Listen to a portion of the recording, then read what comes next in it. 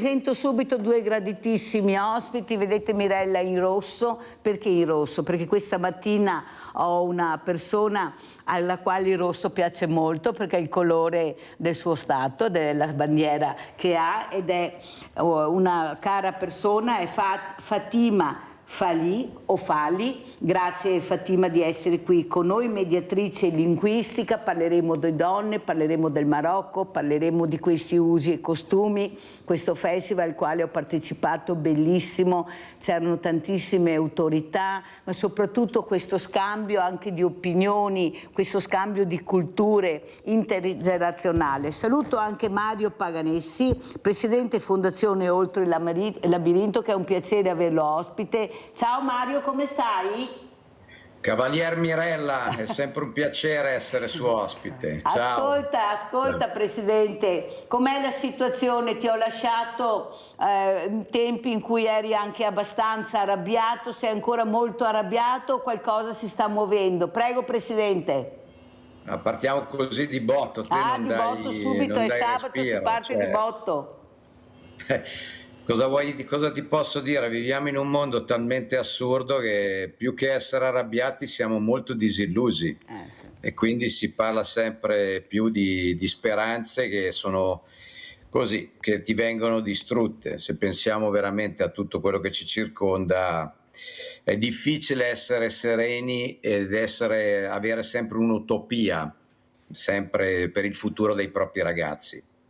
Senti Presidente, io sono mesi che punto sulla burocrazia, questa burocrazia che invece di aiutare le fragilità le sta sempre più mettendo all'angolo. Il mondo del volontariato deve girare col commercialista, pagare per fare il volontariato, se non fai parte dei cerchi magici non ti arriva nessun contributo o poco, briciole che ti vergogni delle volte anche a ricevere dopo tutto quello che stai cercando di dire e di fare.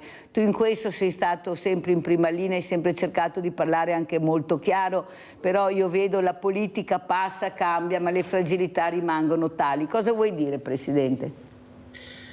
Che ahimè hai detto tutto te, nel senso che è vero, è sempre più difficile, vediamo tanti, al di là che ci sono brave persone, voglio dire un aspetto positivo, soprattutto nel mio campo che è quello dell'autismo, giusto per sottolinearlo, che mi vede ormai da 20 anni impegnato però vedo che negli ultimi anni la consapevolezza, la conoscenza, ci sono anche ora alcuni referenti che hanno veramente un cuore grande, ma poi, come dici te, ci si scontra, ci sono dei proclami. La ULSS ha messo 200.000 euro a disposizione, ma la gente, tante volte, anzi per me la gente non ci arriva, sentono 200.000 euro e dicono ah mamma mia quanti soldi, poi scopri che diagnosticati ci sono in carico mille soggetti. La matematica non è un'opinione. Se mi dividi 200.000 euro per 1000 ottieni una cifra di 200 euro stanziati per un anno e tra l'altro non strutturali. Allora ti viene da ridere, con 200 euro cosa fai? È un mondo in compressione per i poveri, per i disgraziati, per noi, mentre è in espansione per i ricchi, come hai detto te, per i potenti, per il parente, per il marito dell'ex e quant'altro. Tutta sta gente ha dei benefici che sono intollerabili. Poi c'è un aspetto che ci tengo a dirlo perché è una cosa che mi angoscia da diversi mesi.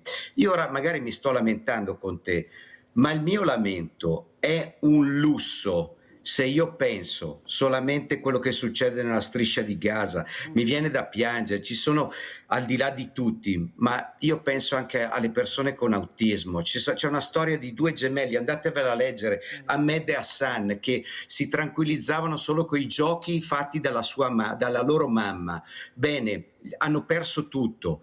Già perdere tutto, la casa, i genitori, i parenti, i tuoi oggetti, uscire dalla tua comfort zone è drammatico. Bene, se penso a questo, ma allora ti dico, ma io vivo nel lusso, sono fortunato e lo dico convinto, non per prendere in giro. Sono i miei problemi, il mio non dormire la notte perché ho paura del futuro di mio figlio e di tutti i miei figli che sono i ragazzi che seguiamo nella fondazione, ma sono un fortunato. Ecco, e questo si sta arrivando a questo in questo mondo. Poi non parliamo dell'America, se vuoi dopo ti do un parere su quel fenomeno che c'è di là e dell'autismo, ovviamente. E certo che voglio un tuo parere, ti ho invitato per questo, Mario, anche ecco, perché io cerco perché di tu invitare... mi scateni la rabbia che in me, No, lo no, sai, beh, ma d'altra lo parte fai non si può mica apposta. sempre stare zitti, sai, io zitta non sto mai, io dico quello che vedo, quello Lo che so. sento, quello che mi dicono le persone che incontro, e perciò, sai, dire la verità non si ha paura, e quando racconti le bugie che devi aver paura, ma quando dici la verità, io dico sempre, quando dico qualcosa di forte, se c'è qualcuno che non è d'accordo e che non è vero quello che sto Lo dica. dicendo, mi chiami, mi telefoni, fino adesso non è arrivata nessuna telefonata, eppure questa trasmissione è molto molto seguita, perciò vuol dire che quello che dico è la verità. Allora sentiamo anche Fatima come commenti le parole. Io sono venuta a questa meraviglia di festival, la prossima volta se sei libero vieni anche tu, Mario, perché veramente è una cosa che fa capire l'importanza anche di questa generazione che sta cercando anche di interagire, di dialogare con anche un profondo nord molto chiuso, molto riservato, ecco, che si fa fatica. Invece quella sera io ho visto tantissimi trevigiani e non solo partecipare a questo festival, a questa serata bellissima dove la cultura, si respirava cultura da tutte le parti. Prego Fatima, e vediamo anche la locandina, perché non è terminato giovedì, ma continua, perché loro quando fanno le cose in grande. Prego Fatima. Buongiorno Mirella, buongiorno signor Mario Paganissi, presidente dell'Associazione per i ragazzi autistici, che non è per caso, ma io ho lavorato in questo mondo per 15 anni, facevo l'operatore sociosanitario proprio nell'ambito scolastico e seguivo tanti ragazzi autistici e ho fatto tanta formazione. Purtroppo lavoravo sotto una cooperativa e non so il signor Mario se ne sa, è collegato con noi ancora? Sì, è collegato, ci collegato. sta ascoltando. Tutta la puntata. Purtroppo in questo mondo, a parte il discorso delle criticità dei casi, che ogni caso è diverso dall'altro, non ho mai visto, in quell'arco di 15 anni, non ho mai visto un ragazzo con l'autismo uguale a un altro, e questa è una cosa che bisogna dare una mano alle famiglie, soprattutto perché sono lasciate tanto da sole. Purtroppo in questo mondo subentrano anche delle cooperative che prendono degli appalti a subappalto e di conseguenza l'operatore, io per esempio per 15 anni ho lavorato, alla fine ho dovuto anche pensare al mio futuro, perché andando avanti lavorando con una cooperativa, come ben sa anche il presidente, purtroppo viene pagato pochissimo, è un mondo un po', dopo sono stati dei tagli, tutto, però quello che paga è l'utente e la sua famiglia. Comunque ringrazio il presidente che di sicuro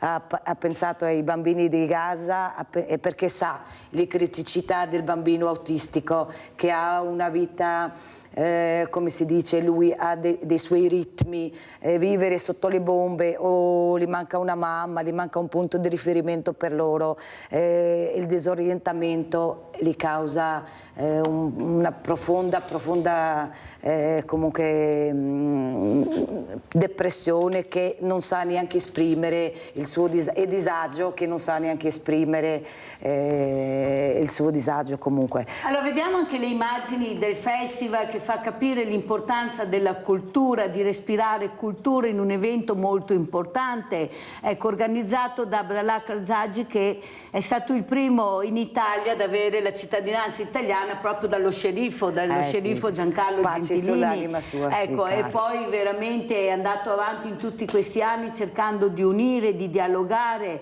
ecco, di fare anche con i mediatori culturali un ponte, ecco, il famoso ponte, per far capire l'importanza di integrare. Allora Fatima, cosa è successo e cosa succederà con questo festival? Come ben sai sono anche mediatrice culturale, io ho conosciuto Abdallah anni fa, proprio grazie grazie al Festival Italo-Marocchino, che è un festival che unisce le due culture, prende il buono e il bello delle due culture e i punti di incontro tra le due. È un ponte che fa da tramite tra le vecchie generazioni e le seconde e le terze generazioni, per dare il buon esempio e far vedere i lavori che si fanno per l'integrazione, e di essere orgogliosi che facciamo parte di due culture che fanno parte di noi, della nostra formazione. Siamo italo-marocchini, siamo fieri di esserlo, amiamo il nostro paese di origine, ma amiamo anche il paese che ci ha ospitati, che ci ha dato tanto, e bisogna vedere sempre il bello delle cose, ma anche se c'è da criticare per migliorare, ben venga. E questo è il mio punto di vista. Comunque, Mirella, se vuoi sapere altro, noi siamo partiti, abbiamo fatto il taglio del nastro giovedì 22 con la serata di galà, con tanti ospiti di tutti gli ambiti, culturale, sociale, politiche, di tutte le due sponde. C'erano italiani, c'erano marocchini, c'erano tanti attori, tante attrici, sceneggiatori, cantanti e anche tanti politici che sono intellettuali, prof universitari di tutte e due le sponde, che sono arrivati per il taglio del nastro. È iniziato con un film, con una proiezione di un film. Dopo la serata di galà Mirella era con noi.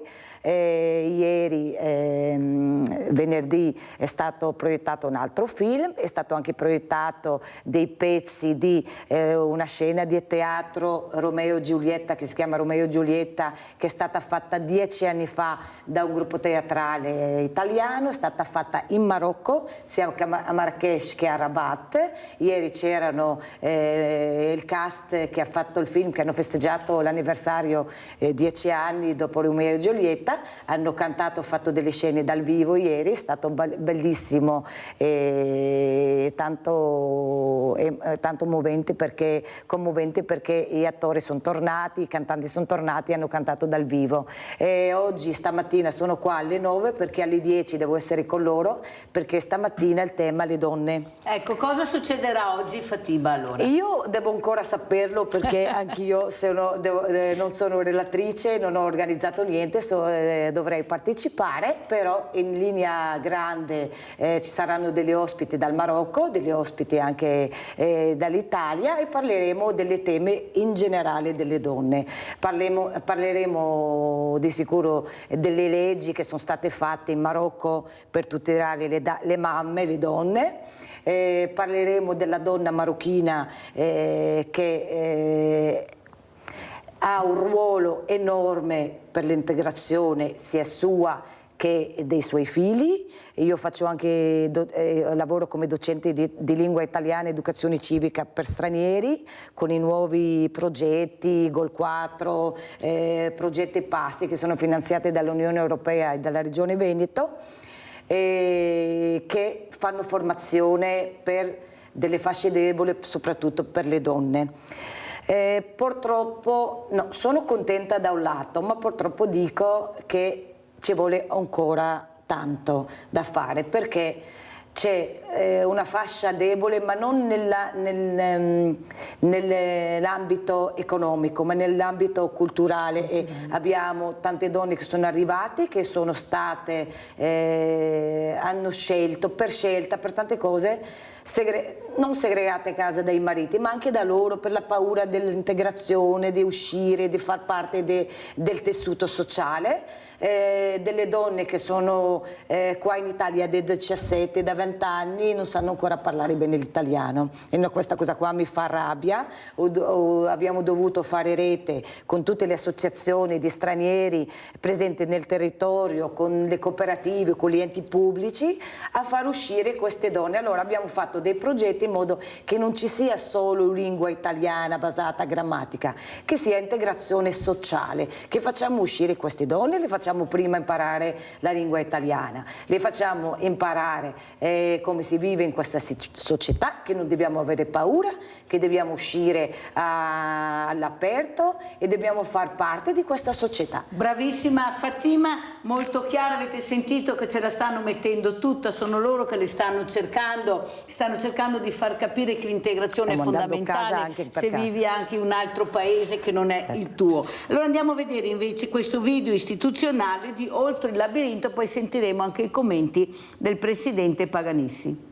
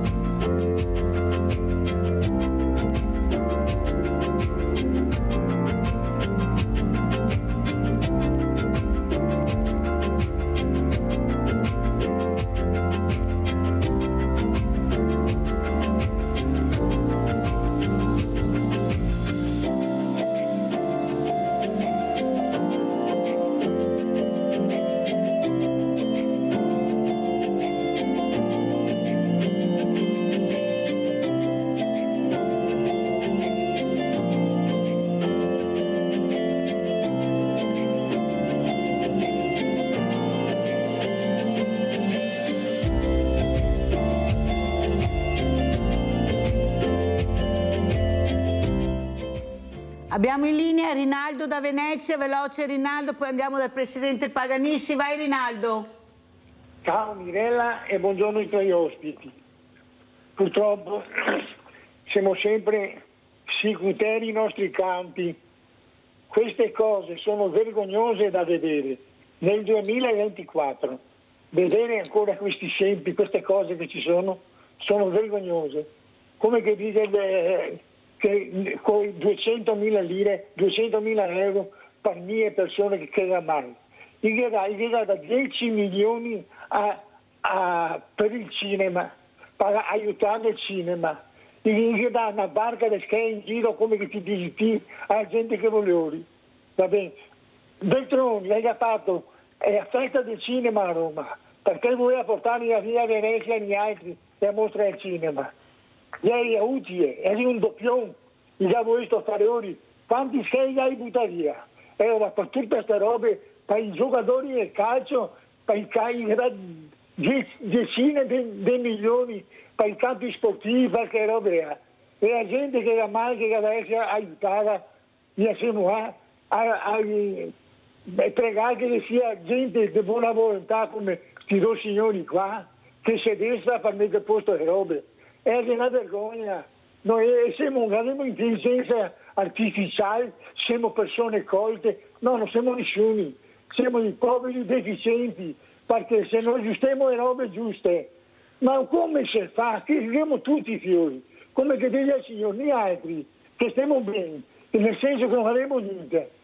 Neanche non ci accorgeremo di questa gente, se non perché trasmissione come la tua, che ti ne mette a contatto con la verità, non con quello che ne conta. Grazie Rinaldo, devo andare avanti, se no non ce la faccio. Ti ringrazio per quello che hai detto, perché è importante che voi a casa conoscete quello che succede nel territorio, chi lavora seriamente e sta cercando di portare, di illuminare questa società un po' miope, compresa la politica, che non vuol vedere e non vuol sentire. Allora, Presidente Paganissi, come commentiamo? Complimenti per questo video che fa capire l'importanza anche di vedere cosa fanno, come si impegnano le persone che girano attorno, come diceva Fatima. Prego Paganissi. Beh, intanto grazie, cioè, il video voleva far vedere un po' tante attività che cerchiamo di fare per dare quel senso di inclusione, di rispetto, di dignità a tutti questi ragazzi. I temi emersi sono veramente tanti, perché anche il discorso delle cooperative che Fatima prima di cui parlava è anche un tema importante che ha una ripercussione. È vero che c'è stato nelle cooperative anche un aumento leggero dei salari, però rimane un lavoro estremamente duro, ma come per le cooperative vale per tanti settori. Guardate anche il settore in questo momento ospedaliero, se ne vanno via. Gli infermieri, che poi sono importanti quanto i dottori, se ne vanno via, vanno a Dubai dove li pagano 5-6 volte. Noi ci stiamo impoverendo come paese, ma anche qua andiamo a leggerli i dati, leggiamoli. Quando ci dicano il boom economico, io non so dove lo vedono, ma dove? Cioè, è questo che mi fa paura. Oggigiorno si ripetono, è tornato di moda dire un sacco di balle, un sacco, perché c'è un detto: più continui a dire una balla, più diventa una mezza verità. Quindi uno guarda la tele, certi programmi, non il tuo assolutamente, perché il tuo, grazie a Dio, è fin troppo diretto,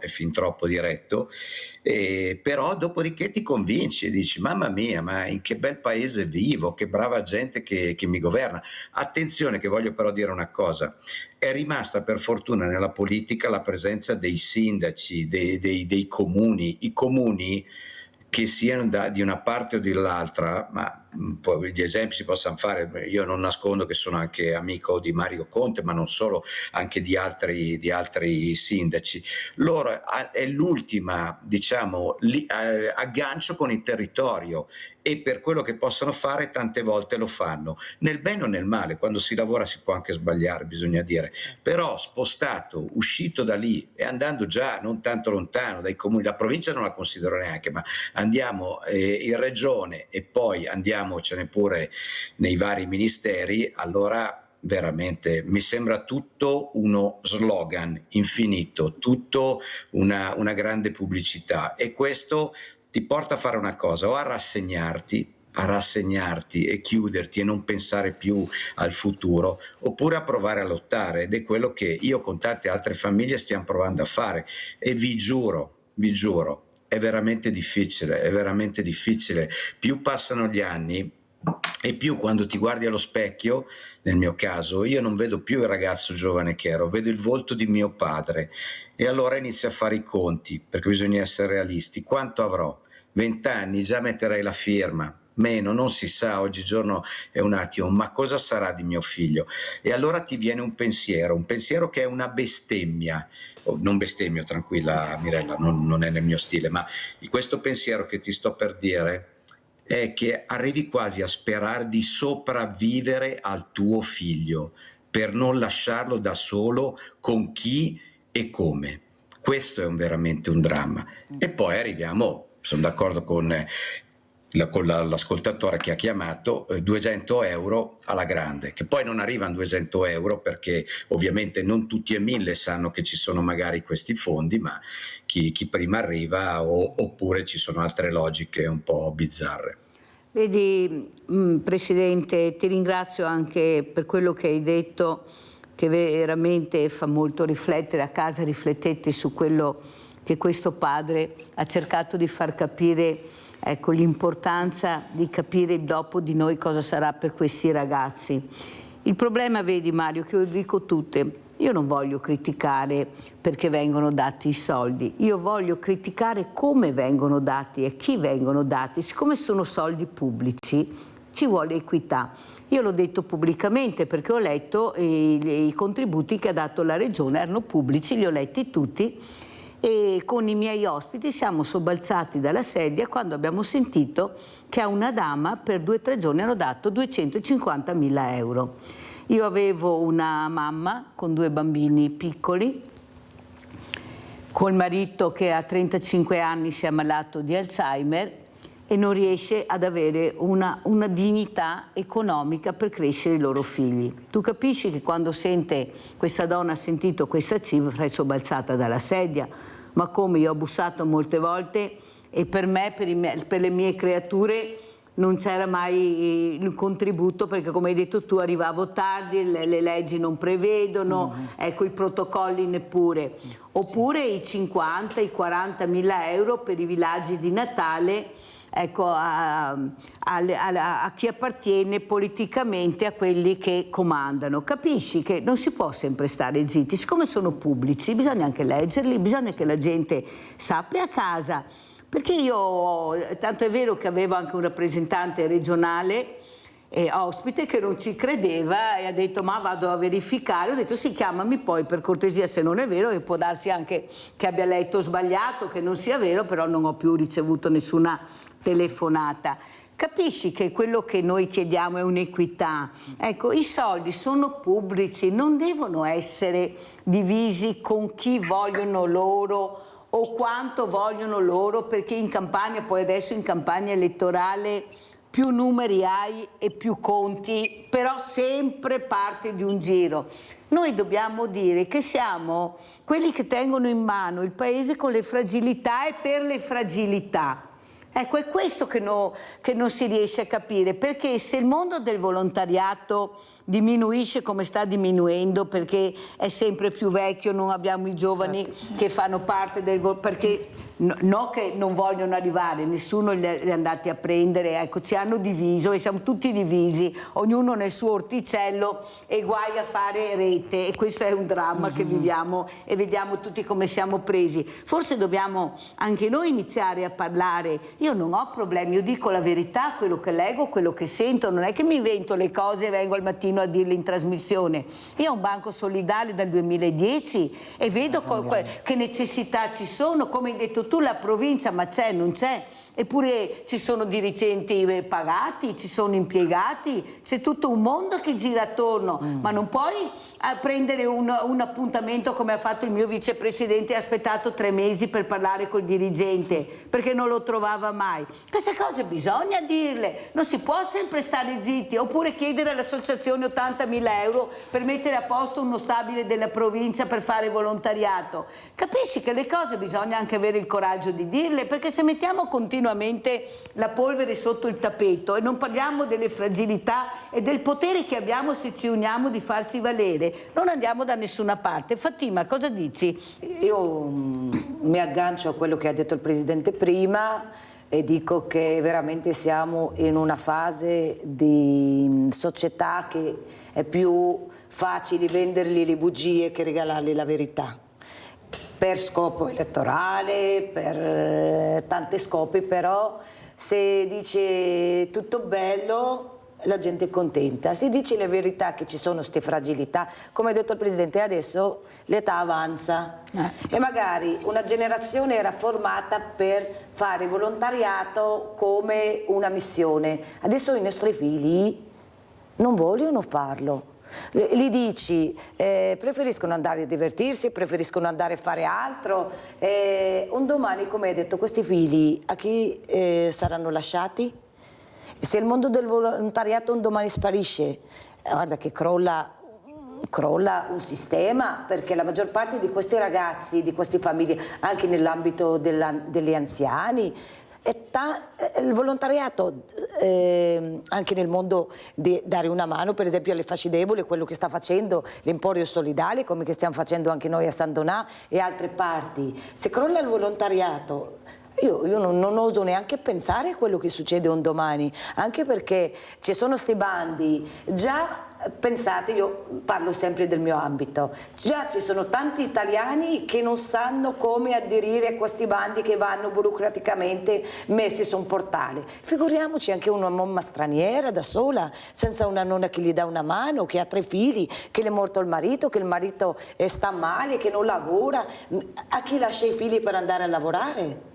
Anche adesso per esempio tocco un tema, magari non c'entra con i temi che abbiamo questa mattina. Io a scuola da me vengono delle mamme che hanno dei bambini piccoli, io abito a San Donà di Piave. Per fortuna è anche una isola felice, perché vicino, nell'ambito del lavoro, abbiamo vicino le località balneari che durante l'estate c'è lavoro, ma queste mamme che hanno i bambini piccoli dopo l'asilo, i centri estivi chiedono un sacco di soldi. Come fa una mamma a pagare 500 euro per il centro estivo, andare a lavorare e prendere 1200, pagare l'affitto?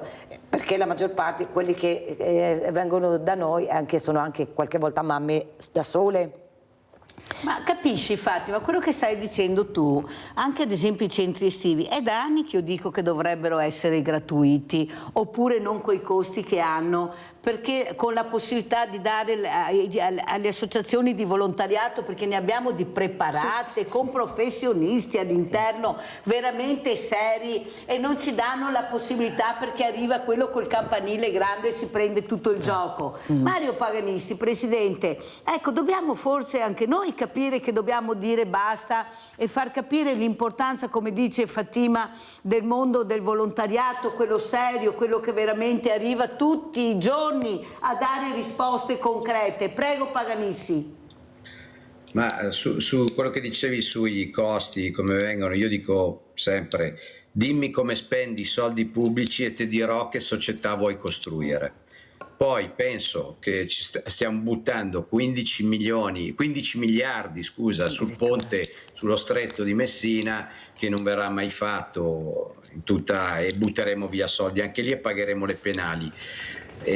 Dove vuoi andare? Dove vuoi andare? Se noi per primi non reagiamo e non cerchiamo di far capire e di farci sentire, non andremo da nessuna parte, continueremo a subire. Poi, al di là dei soldi che sono fondamentali, bisogna avere una coprogettazione. Cioè la coprogettazione voleva dire fare squadra, pubblico, privato, famiglie stesse. Io con Fatima quello che diceva è vero, ahimè, ci sono centri estivi, centri diurni, centri di tutti i tipi che costano, ma uno arriva anche a pensare lo Stato dovrebbe aiutare, non solo lo Stato, perché adesso c'è anche una mobilitazione interessante da parte del privato, delle imprese. Noi ad esempio, io devo ringraziare tante imprese che credono in noi, hanno capito che i soldi, che ogni euro che ci danno viene speso in un certo modo e continuano ad aiutarci. Questo per me è un arricchimento culturale anche del territorio. Non lasciamo solo ad una pubblica amministrazione, tra l'altro impoverita anche come cultura, perché andate a vedere chi ci rappresenta, cioè abbiamo un livello culturale, scolastico veramente, vabbè, non mi fate dire di più, ma poi chiediamo che per i bidelli che siano laureati.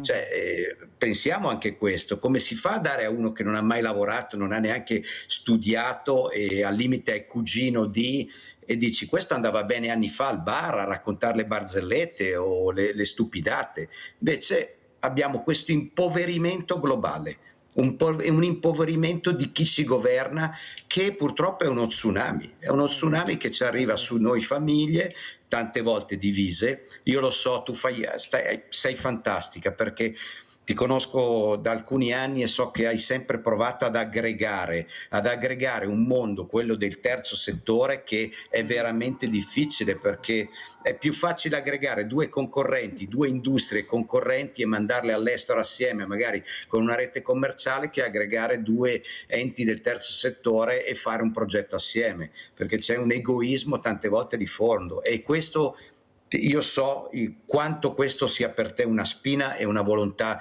di cercare di superare, e sai che sarò sempre con te per quello che può essere il mio tempo. Ti ringrazio Presidente, tanto è vero che ho creato assieme a tante associazioni questo villaggio delle associazioni, abbiamo trovato anche una location fantastica, anzi ti manderò l'invito, mi farebbe tanto piacere che anche tu ti unissi.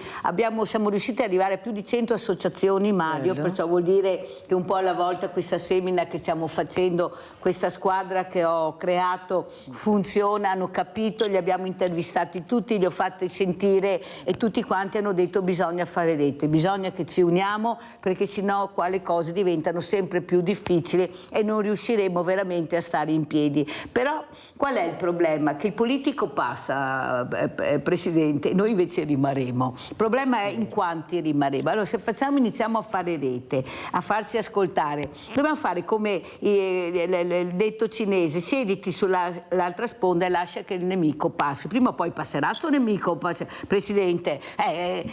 Siamo là e aspettiamo, non è un problema, noi ci siamo, ci daremo il turno per aspettare che passi, ma prima o dopo passerà questo nemico, non è che poi sarà in eterno, capisci che io glielo dico, voi passerete, noi rimarremo. E rimarremo perché? Perché aiutiamo le fragilità, e le fragilità ci saranno sempre, comunque e dovunque. L'abbiamo detto, guarda le guerre, cosa stiamo assistendo, ma è mai possibile? Però non ti danno la possibilità di morire come vuoi tu, perché deve decidere qualcuno. Però buttare la bomba su un ospedale, far morire tutti, qualcuno lo decide. Allora non è che chiedono alla commissione, no, decidono loro quando devi morire o quando devi vivere. Capisci che non ci sto a questo gioco perverso che ci stanno mettendo? Io ho intervistato queste persone, anzi direi anche alla regia se trovasse anche questa testimonianza che ho mandato di questa persona, che quello che sta esprimendo, che sta dicendo, voi dovete sentirle queste persone a casa,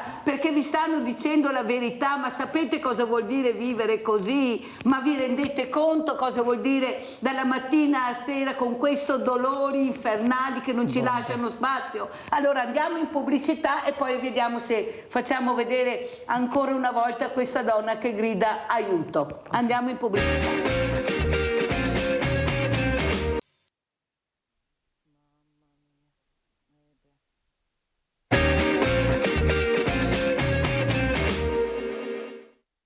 Questa spada di Damocle io l'ho accettata subito e la mia è stata una scelta di vita in toto, perché la vita va rispettata, è stupenda.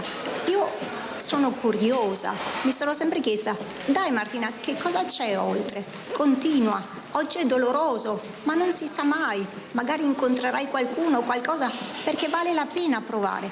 E così è stato. Quando la fatica supera la gioia, è giusto arrendersi e non è una resa disperata.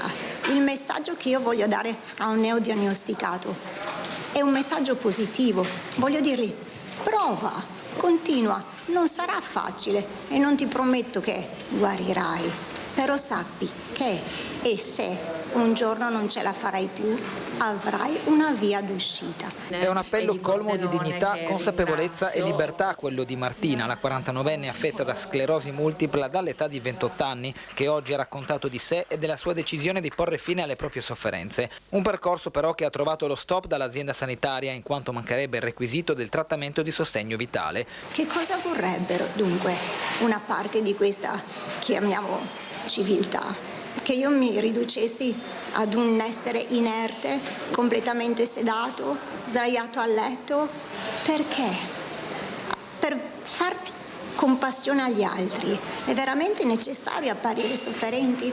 Vorreste vedermi in preda agli spasmi notturni o vedermi nuda, ormai ridotta a un osso, con le spalle lussate? Perché dovrei farlo? La sua vicenda è molto simile a quella di Anna, donna che un anno fa a Trieste aveva ottenuto, dopo una battaglia non semplice, la possibilità del suicidio assistito. Martina ora si è rivolta alla giustizia, ma allo stesso tempo ha avuto la luce verde dalla Svizzera per avviare lo stesso percorso.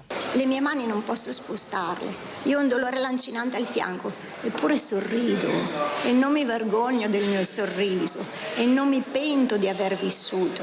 Non lo farò mai, ma il diritto di scegliere, di essere liberi, perché, ripeto, quando la fatica supera la gioia, ti arrendi.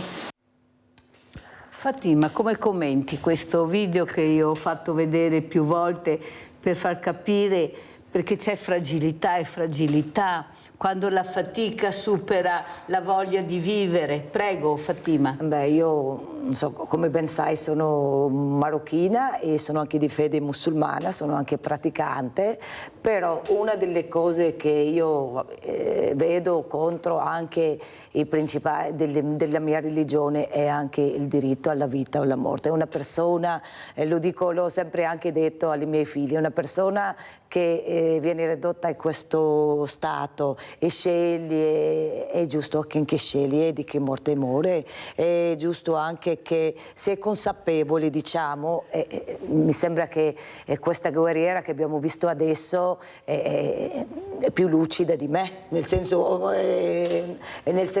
se una persona è lucida vuole decidere per la sua vita perché vuole una morte dignitosa e ha paura che un domani viene ridotta, allettata, è giusto che scegli per la sua vita, insomma. Questo potrebbe essere anche un tema che puoi toccare oggi, visto che parlate di donne, cosa hai visto qui a Sveglia Veneti, queste donne che stanno lottando non per vivere, ma per dire basta perché non ce la faccio più, il male è troppo grande. Presidente Paganissi, cosa vuoi dire a Martina? Martina io l'ho avuta ospite, ti dico è una guerriera numero uno, è una tosta. Prego, Presidente.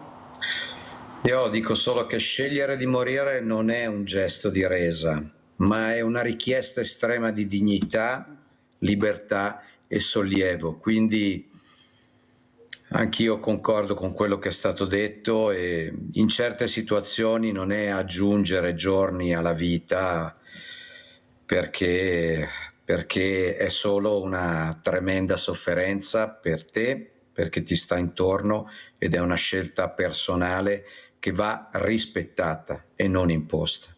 Andiamo a vedere anche questo spot, Oltre il labirinto, perché questo Presidente se lo merita, cerchiamo di fare squadra, di aiutare, andiamo a vedere. Il rischio più grande per i ragazzi con autismo è di restare isolati dal mondo. Dal 2009 la Fondazione Oltre il labirinto li aiuta a diventare adulti più autonomi e inclusi. Per farlo abbiamo bisogno anche di te. Visita il sito oltrelabirinto.it. Sconfiggiamo insieme la solitudine dei ragazzi con autismo. Allora, Presidente Paganissi, che messaggio vuoi dare? Ecco, abbiamo visto il video, lo spot e soprattutto coinvolgere quelli che dovrebbero essere coinvolti nel territorio. Tu hai detto per fortuna ci sono i privati, ci sono questi imprenditori che cercano anche di sostenermi, però dobbiamo dare un messaggio molto più ampio perché ce ne sono tanti, ecco, che potrebbero aiutare, perché purtroppo se aspettiamo la politica, come ha detto Paganissi, i soldi sono dirottati su altre cose che al momento forse non servirebbero neppure, sono altri temi, aiutare la solitudine, i diversamente giovani, le fragilità, questo è quello che dobbiamo fare, non li abbiamo. Pensa che io ho avuto una donna di 49 anni che ha tentato 2 volte il suicidio ed è venuta qui davanti alle telecamere a dire basta anche lei, ma come ha detto nella carta ho 9 persone che mi seguono, 9 ne ho, nella realtà non ho nessuno, sono mesi e mesi che non ho da mangiare, non ho da vestire, non ho i soldi per prendere un autobus, non ho niente, chiamo e nessuno risponde, passano il cerino, se non fosse stato per i veneti schiacciati non avrei mangiato, non mi sarei vestita, non avrei avuto niente. Capisce che queste persone si stanno muovendo, ha detto io prendo una tenda e vado fuori a Roma e dico lasciateci soli almeno, ma non imbrogliateci come hai detto tu, ecco le tante bugie che vengono raccontate, alla fine poi la verità è un'altra. Prego Presidente, complimenti anche per lo spot. Grazie, cosa dire, io sogno sempre che la gente, questa aridità d'animo che sta colpendo questa società, che è più interessata a leggere le storie della Ferragni o di Fedez piuttosto che guardare le guerre, le persone che ci passano accanto, che sono abbandonate a loro stesse, a chi non arriva a fine mese, a chi non ha un futuro per i propri figli, di cercare di superare questa aridità, di farsi un esame di coscienza. Per tutti vale questo, e soprattutto alla politica chiedo di restituire dignità alla politica. Non si può essere ogni giorno scoprire truffe, frodi. A un tempo il politico serio si licenziava se era un delinquente, qua invece giustifichiamo tutto, giustifichiamo delle cose ingiustificabili ed è una vergogna. Noi cittadini, vi prego, lo dico a tutti, leggiamo le cose serie, cerchiamo di ragionare su quello che ci raccontano, che spesso sono delle fesserie, e poi abbiamo un solo modo per cambiare le cose: andiamo a votare, punto, e non freghiamocene. Allora, abbiamo sentito il presidente Mario Paganissi, oltre il labirinto che sta cercando anche lui di mettere questa goccia nell'oceano per poter, ecco, gonfiare l'oceano, di farlo diventare bellissimo, meraviglioso, imponente. Perché stanno anche là, sta sparendo tutto, io non so se qualcuno si rende conto, cambiamento, anche io capisco che c'è un cambiamento climatico, ma la mano dell'uomo ce l'ha messa, e come per fare questo cambiamento? Da solo non saremo arrivati a questo punto, è come che ci ha messo la mano l'uomo e continua a metterla. Fatima, allora continuiamo con questo festival bellissimo. Tu vuoi raccontare, ecco, oggi questa sarà oggi la giornata delle donne, della figura femminile. Io volevo anche sapere cosa ne pensate di questo servizio, di queste mamme arcobaleno, di queste due mamme. Guarda il servizio, poi lo commentiamo, che finalmente molti dicono è arrivata questa legge che permette di avere i due cognomi, i bambini, anche se sono due mamme, che prima non c'era. Andiamo a vedere, poi sentiamo anche Fatima come commenta.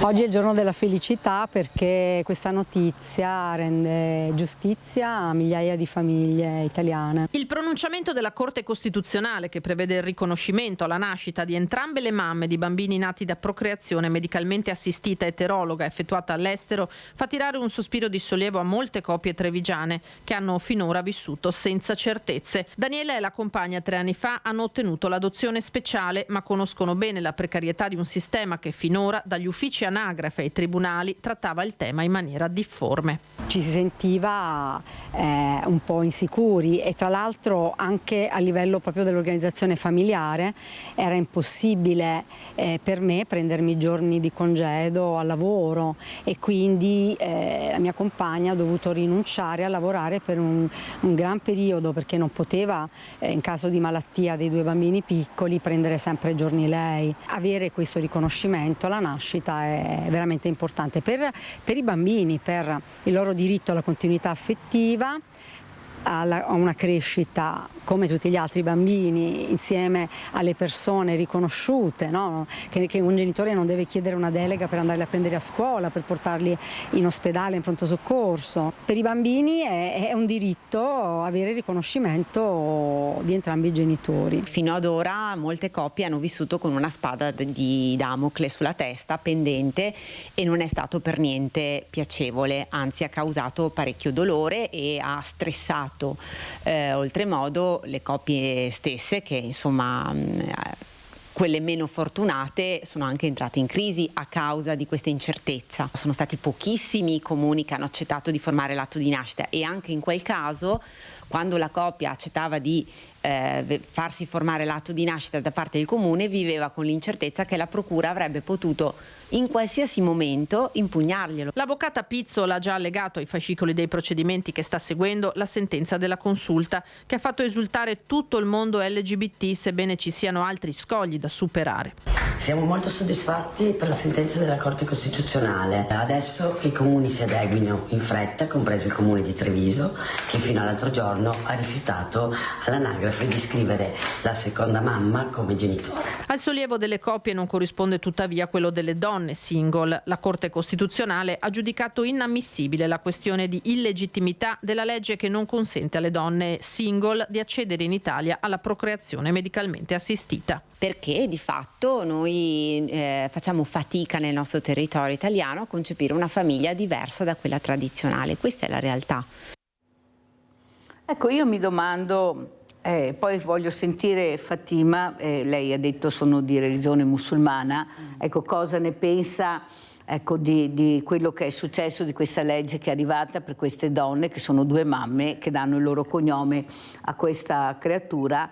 Io penso quello che ha detto prima Mario Paganissi, a questi bambini di Gaza, che magari qualche donna single vorrebbe magari adottare, vorrebbe fare...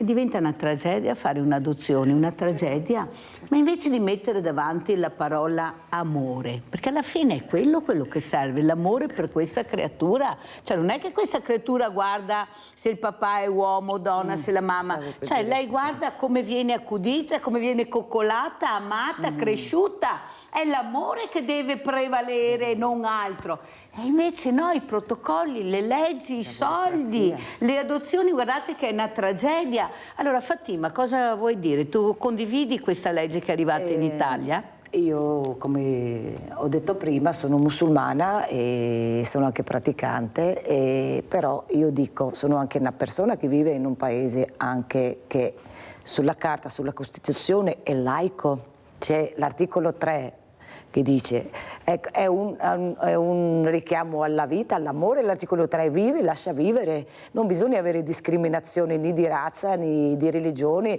neanche di sesso. Come hai detto prima Mirella, ci sono delle realtà nel mondo, che ci sono dei bambini che vivono sotto le bombe, che vivono nei paesi africani sotto torture, affamati. Che gliene frega questo bambino che va in una famiglia che fatta da uomo e donna, 2 uomini e 2 donne? Questo bambino ha bisogno di essere accudito, di essere amato, di avere un tetto, di essere sfamato, di avere l'amore che le aiuta a vivere. Ma dobbiamo superare queste barriere delle discorsi religiose, delle discorsi delle leggi e facilitare questa burocrazia per le persone. Ci sono delle necessità. Ci sono per esempio questi bambini che adesso, un domani, sai quante orfani avremo a Gaza? Quante orfani avremo in futuro dopo tutte queste guerre, queste disgrazie? A loro non ne frega papà, mamma, 2 papà, 2 mamme, genitore 1, genitore 2. A loro ne frega un tetto. Io sinceramente non ho mai avuto, io sono anche una musulmana un po' strana, sono per le leggi, per i diritti umani, per il diritto all'eutanasia, l'aborto. Vorrei anche tornare al discorso, non sono qua per parlare delle donne marocchine musulmane per il festival. Noi per fortuna siamo anche un popolo, il popolo marocchino è un popolo accogliente. Allora di natura, di nostra cultura, noi non abbiamo paura di dare una mano alle fragilità, al vicino di casa che è vecchio, che vive da solo, alla mamma che ha il bambino, che sia 2 mamme, che sia 2 papà. Io direi, e mi aggancio a quello che ha detto prima il Presidente, perché non fare rete tra le fragilità? Noi abbiamo delle famiglie, tante famiglie che non trovano affitto, tante mamme single. Perché non far rete, fare qualche case sociali che sono situate vicino a delle persone vecchie, abbandonati, che purtroppo è una società che vive anche la solitudine. Molta solitudine. Perché non approfittare? Per carità, ci sono le cose positive, le cose negative in tutto, nell'immigrazione, nell'integrazione, in tante cose, ma perché non vedere il lato buono di tutte le cose e fare rete? Sentiamo Sandra, poi continuiamo. Vai Sandra. Ciao Mirella. Ciao. Gli argomenti sono vari questa mattina e complimenti agli ospiti. Io volevo accennare una cosa. Ieri io abito in centro a Padova e ho visto una coppia con un ragazzino che avrà avuto 14-15 anni, non so se era marocchino, tunisino, egiziano, questo non lo posso. Allora, la signora aveva 2 borse della spesa, Mirella, che avranno pesato 10 kg l'una. Dietro il marito e il figlio che chiacchieravano. Ogni tanto si fermava, qui in Larga Europa, si fermava e metteva giù le borse perché non avrà avuto 30 anni, 35, sta signora, insomma, a occhio, bella come il sole perché aveva un viso stupendo. Mirella, non sono stata capace di stare zitta. A un certo punto ho detto: signora, vuole una mano? Io sono anche non più giovane. Questa mi ha guardato, ero con uno sguardo terrorizzata. Il marito e il figlio si sono accorti, io li ho guardati e loro hanno cominciato a prendere per braccio la signora, però dicendo di alzare le borse. Io gli ho detto: si vergogni a una donna fare tutte queste cose, si vergogni. Guarda Mirella, ho ancora la citazione, ci penso, perché non è giusto questa cosa, cioè il marito, la moglie, il moroso, l'amico, cioè devono anche aiutarsi a vicenda. Grazie Sandra, devo chiudere perché sai sei arrivata Sì. molto lunga. Però l'ha detto anche prima Fatima, stiamo cercando di entrare su queste famiglie. Ma questa mamma non poteva prendere ciabatte d'Arghe Sofio e così tirare sua borsa, no? Ma tu l'hai detto che state cercando di entrare proprio con queste donne. Certe mamme devono anche prendere anche il loro destino e reagire. Se un va bene, capisco il marito magari, ma il figlio che ha 15 anni non gli dà una mano, si tira la ciabatta, gli dà in testa e siamo a Guardate, posto. tutto il mondo è paese. Allora, Presidente Paganini, ecco, Fatima avrebbe piacere anche di incontrarti, di scambiare anche opinioni, se mi dai l'ok io magari vi metto in contatto. Grazie Presidente, ha detto di sì. Grazie. È una persona, guarda, molto colta, molto preparata, molto aperta, poi se no sarebbe amica della Mirella. Sì. Io voglio queste figure, tu lo sai, ecco, io sono molto aperta, ma soprattutto sto cercando di far capire quali sono veramente i problemi che abbiamo. Allora Presidente, come ci saluti? Che ti voglio bene, perché sei sempre presente e cerchi di dar voce a chi voce non ha. E poi che dire, facciamo rete, sì, facciamo rete, non smettiamo di sognare, perché questo, se passiamo dal mondo utopistico che sogniamo al distopico, siamo tutti finiti. Quindi continuiamo a crederci, di notte magari gli incubi, ma la mattina appena svegli facciamo il conto alla rovescia, che è il sistema che usano per partire. Adesso ti indicano fai il conto alla rovescia, vedrai che parti alla grande, e ripartiamo e non smettiamo di credere in noi stessi e nell'umanità, anche se delle volte siamo in realtà molto perplessi. Quindi continuiamo a crederci e grazie per quello che fai. Grazie anche a te Mario Paganissi, Presidente Fondazione Oltre il Labirinto.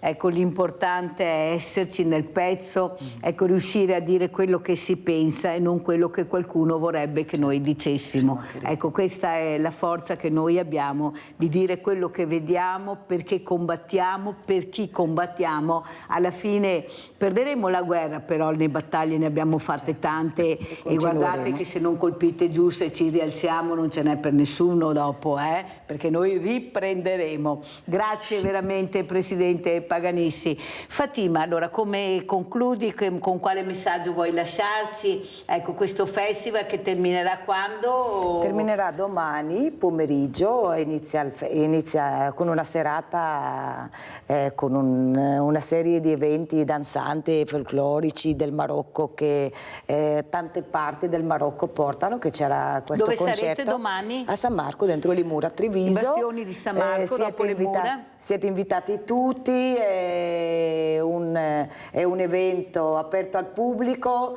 Mi raccomando, se volete vedere diversi costumi, usi, folklore, vestiti marocchini, caftani, raggianti, coloranti, donne belle, venite, siete benvenuti. A che ora? Inizia dalle ore 16 in poi. Ecco, dalle 16 in poi, allora tutti i bastioni San Marco a vedere usi, costumi. Invitiamo anche Mario Paganissi, magari se è sarà libero, un onore venire per noi, con il figlio, con tutti i suoi Grazie, amici a vedere questa magari. bellezza. Guardate che è bellissimo, perciò partecipate, sarà anche una bella giornata.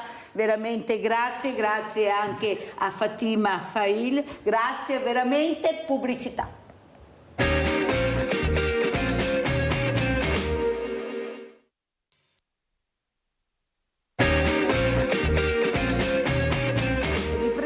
altri due graditissimi ospiti. Abbiamo Stefano De Pieri, sindaco di Chiarano. Grazie sindaco di essere qui con noi. Buongiorno. E saluto anche Mariano Morbin, presidente Fidas Vicenza. Grazie anche a lei presidente di essere con noi. Grazie a voi. Ecco, questa importante associazione, ecco, parleremo appunto, prima abbiamo parlato di fragilità e continuiamo a parlare di fragilità, e sono i temi che stanno a cuore alla Mirella, che stanno a cuore alle persone che ci guardano, e quello a noi non interessano i grandi temi politici, a noi interessa la solitudine, riuscire ad arrivare a fine mese con due stipendi non ce la fanno, non si trova lavoro, però i potenti, gli amici dei potenti il lavoro lo trovano. Ecco, noi vogliamo capire dove si vuole andare a parare. La burocrazia che sta annientando il mondo del volontariato, che deve pagare per fare il volontariato. Allora sindaco, cosa ne dice? Ecco, parlavamo fuori delle telecamere prima di iniziare, ecco una cosa incredibile. Io raccontavo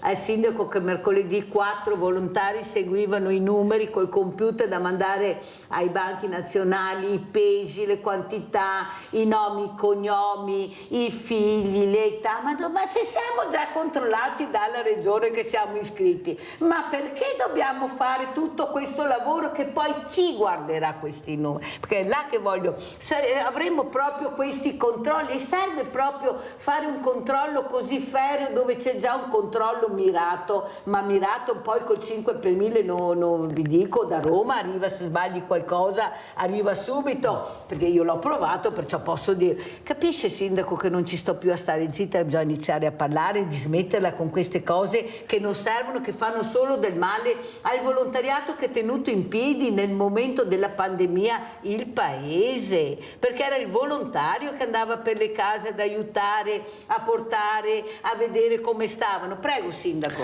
Grazie Mirella.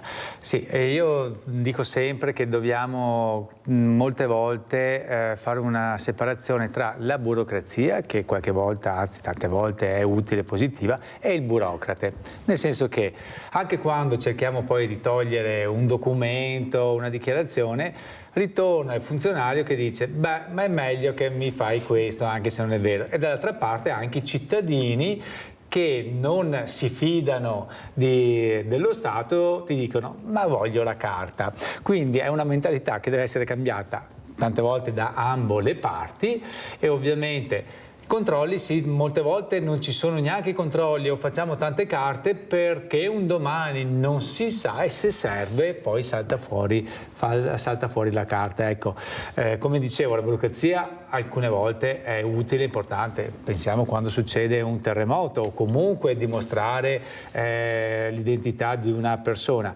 Tante volte invece ci ritroviamo che i documenti sono ripetitivi, sono ridondanti e non hanno nessun effetto.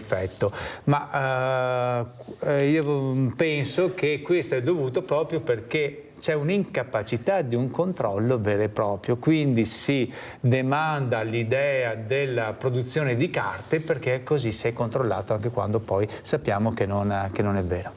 Sentiamo anche come commenta il presidente Mariano Morbin, presidente Fidas, spieghiamo anche cosa fa la Fidas. Prego presidente. Allora, innanzitutto grazie Mirella dell'invito. Allora, proprio qualche giorno fa la nostra associazione Fidas Vicenza ha compiuto 66 anni. Cosa significa questo? Significa che i nostri padri fondatori, quasi 70 anni fa, avevano visto il lungo. Lungo significa avere l'occhio di riguardo verso i più deboli, verso chi è in sofferenza, e noi donatori di sangue da tantissimi anni facciamo questo. Per quanto riguarda, sono d'accordo, come ha detto anche il sindaco, circa la burocrazia. Io credo che in Italia sia giusto questo detto: forte con i deboli e deboli con i forti. 2 o 3 anni fa è stata approvata la nuova legge sul terzo settore, che quindi ha messo dei paletti molto rigidi per quanto riguarda tutte le associazioni di volontariato. Allora, sono d'accordissimo che questa legge doveva essere approvata perché c'erano delle situazioni non proprio chiare, però c'è una situazione che è un po' più a rischio. Le associazioni piccole di volontariato saranno costrette a chiudere. Noi come associazione siamo molto strutturati grazie alle 28.500 donazioni che facciamo ogni anno, abbiamo 2 commercialisti che ci seguono. Quindi chi è che nelle altre associazioni di volontariato che non hanno fondi a disposizione hanno queste persone professioniste che possono gestire l'associazione? Io sono un volontario al 100%, ma ho una anche situazione di colpa sia dolosa che colposa nel caso succeda qualcosa, ma sono un volontario che metto a disposizione il mio tempo, lo sottraggo ai miei affetti, alla mia famiglia, per poter fare qualcosa per gli altri. Di questo sono super contento, ma io se mi guardo indietro, chi è che dei nuovi giovani avrà il coraggio di fare tutto questo? Non lo so. Allora abbiamo Gabriella da Mogliano, vai Gabriella. Buongiorno e grazie di tutto quello che fa. Volevo agganciarmi al discorso della signora di prima, della Fatima. Sì. Ci sono certi arabi come lei che si sono evoluti, ma la maggior parte la donna è schiava, perché loro la donna la calcolano molto poco. Non è che sia tutto rose e fiori come lei diceva. Non è facile, perché l'arabo ha una mentalità diversa dall'Italia. Perché anche adesso gli arabi che ci sono qua hanno incominciato anche loro a comportarsi male, a uccidere le mogli un verso l'altro. Perché? Perché vedono che il popolo italiano è tanto libero che mai. Buona giornata e grazie. Guarda, non è proprio così, io cerco anche di invitare queste persone per farvi capire qual è la realtà. Non è vero che sono sottomesse, c'è chi vuole anche essere sottomesso di loro, come ha spiegato anche Fatima, mi hanno spiegato che si dice no Fatima ma Fatima, perciò la chiamo correttamente, e soprattutto che stanno cercando proprio di entrare in quelle famiglie dove ci sono queste donne che non riescono ancora a capire, ecco, la parola integrazione, ecco cosa vuol dire, e loro stanno cercando di fare questo, loro stesse hanno capito che tu vivi in un altro paese e ti devi integrare. Com'è la situazione, sindaco, anche da lei? Cosa vuole dire a Chiarano? Beh, la situazione a Chiarano è una situazione molto buona. Porto ad esempio un fatto che è capitato un paio di settimane fa, quando abbiamo aperto di domenica l'ex asilo Vascellari, che è una struttura per disabili gravi, H24, l'abbiamo aperta ai cittadini con giochi per i bambini. È una famiglia, è una signora marocchina, ha portato il bambino e anche l'anno scorso aveva preparato il pane per i ragazzi della protezione civile, il loro pane, e quindi che è buonissimo. Assolutamente, quindi a dimostrare che l'integrazione quando si vuole c'è, quindi l'apertura ovviamente ci deve essere, ma è vero che noi in Italia siamo molto aperti, però ricordiamoci che se dovessimo fare un salto 50, 60, 70 anni fa, tante situazioni erano ancora ben chiuse. Io mi ricordo, se mi permette Mirella, qualche anno fa, quando per il mio lavoro ero andato a fare un rilievo topografico e c'era una signora anziana vedova e io gli stavo chiedendo alcune cose sui terreni e mi guardò e mi disse "è il me paron". Io la guardai un attimo, poi si corresse "è il mio marito". Ecco, quindi abbiamo anche noi ancora forse qualche retaggio antico che dobbiamo toglierci. C'è ancora il paron, qualcuno lo dice, abbiate che domandi a me paron, se è vero è vero. Senta sindaco, cosa ne pensa di questa legge che finalmente è arrivata, che dà dignità a queste mamme, a questi genitori, anche se sono 2 donne, di avere il cognome di tutte e 2 le mamme a questi bambini? Non è il momento di guardare oltre, di cercare di capire che in futuro avremo tanti bambini anche da adottare come adozione se le guerre continuano, e forse mettere in primo posto la parola amore. Come diceva Fatima, il piccolino non guarda se sono 2 uomini, 2 donne, lui guarda se ha da mangiare, se ha un tetto, se ha amore attorno a lui. Cosa ne pensa? Per carità, allora la Corte Costituzionale ha sentenziato un aspetto di un argomento che è abbastanza vasto e ovviamente la risposta è stata la tutela del minore quando o del nascituro quando la cosa è già avvenuta, quindi non è entrato poi nel merito famiglie chiamiamole monosesso o bisesso, eccetera, e quindi per carità il minore va tutelato ed è giusto che sia così, quindi non è un'apertura completa, non è neanche una chiusura completa.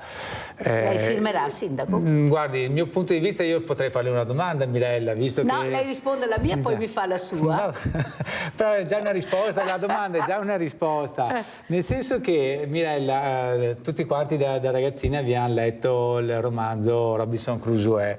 Ovviamente quando si sono ritrovati nell'isola da soli, Robinson Crusoe venerdì, quando la nave è arrivata a soccorrere non ha trovato nessun altro. Comunque, quindi naturalmente il mio pensiero è che comunque per fare una nuova vita ci deve essere la parte maschile e la parte femminile, quindi e quello è il concetto poi per me di famiglia.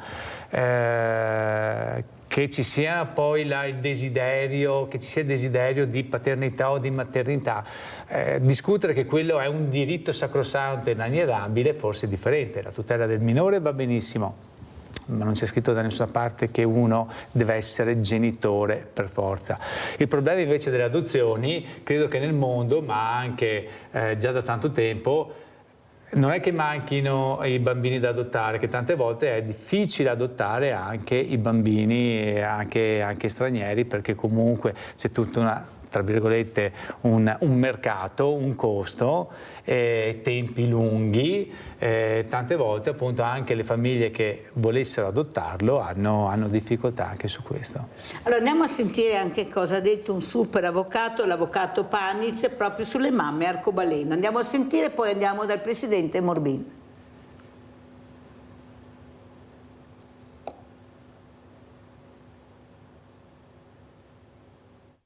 È un principio di tutela per i minori, non riguarda il riconoscimento o meno delle coppie di fatto, delle coppie dello stesso sesso, riguarda il diritto dei minori eventualmente nati attraverso la procreazione medicalmente assistita di essere trattati nello stesso modo dei figli nati dalle coppie tradizionali. Gioisce e ne ha ben donde l'avvocato Maurizio Paniz, a cui va il merito della primogenitura dei ricorsi presentati a livello nazionale contro la cancellazione del nome della madre intenzionale dall'atto di nascita del piccolo di una coppia di mamme di Mel nato a Feltre ma concepito all'estero con la procreazione assistita. Questa è stata la prima iniziativa in Italia e questo è un risultato sicuramente molto significativo, molto positivo per le due mamme di Mel che avevo seguito in tutti questi anni, per la battaglia che hanno portato avanti e soprattutto per il diritto dei loro due figli di essere considerati uguali a tutti gli altri figli in Italia. La sentenza della Corte Costituzionale è molto importante, elimina un divieto che già esisteva nella legge, ma nel contempo detta una linea che il Parlamento dovrebbe prendere in considerazione, afferma Paniz. Il Parlamento ha legiferato tempo fa legittimando le unioni tra coppie dello stesso sesso, ma non ha disciplinato la posizione dei figli di queste coppie. E così finora l'unico modo per vedere riconosciuto il legame genitoriale è stato chiedere l'adozione del proprio figlio con tempi molto lunghi. Qual è la linea fondamentale nell'interpretare queste situazioni? Quella del cosiddetto best interest, cioè del miglior interesse per i minori.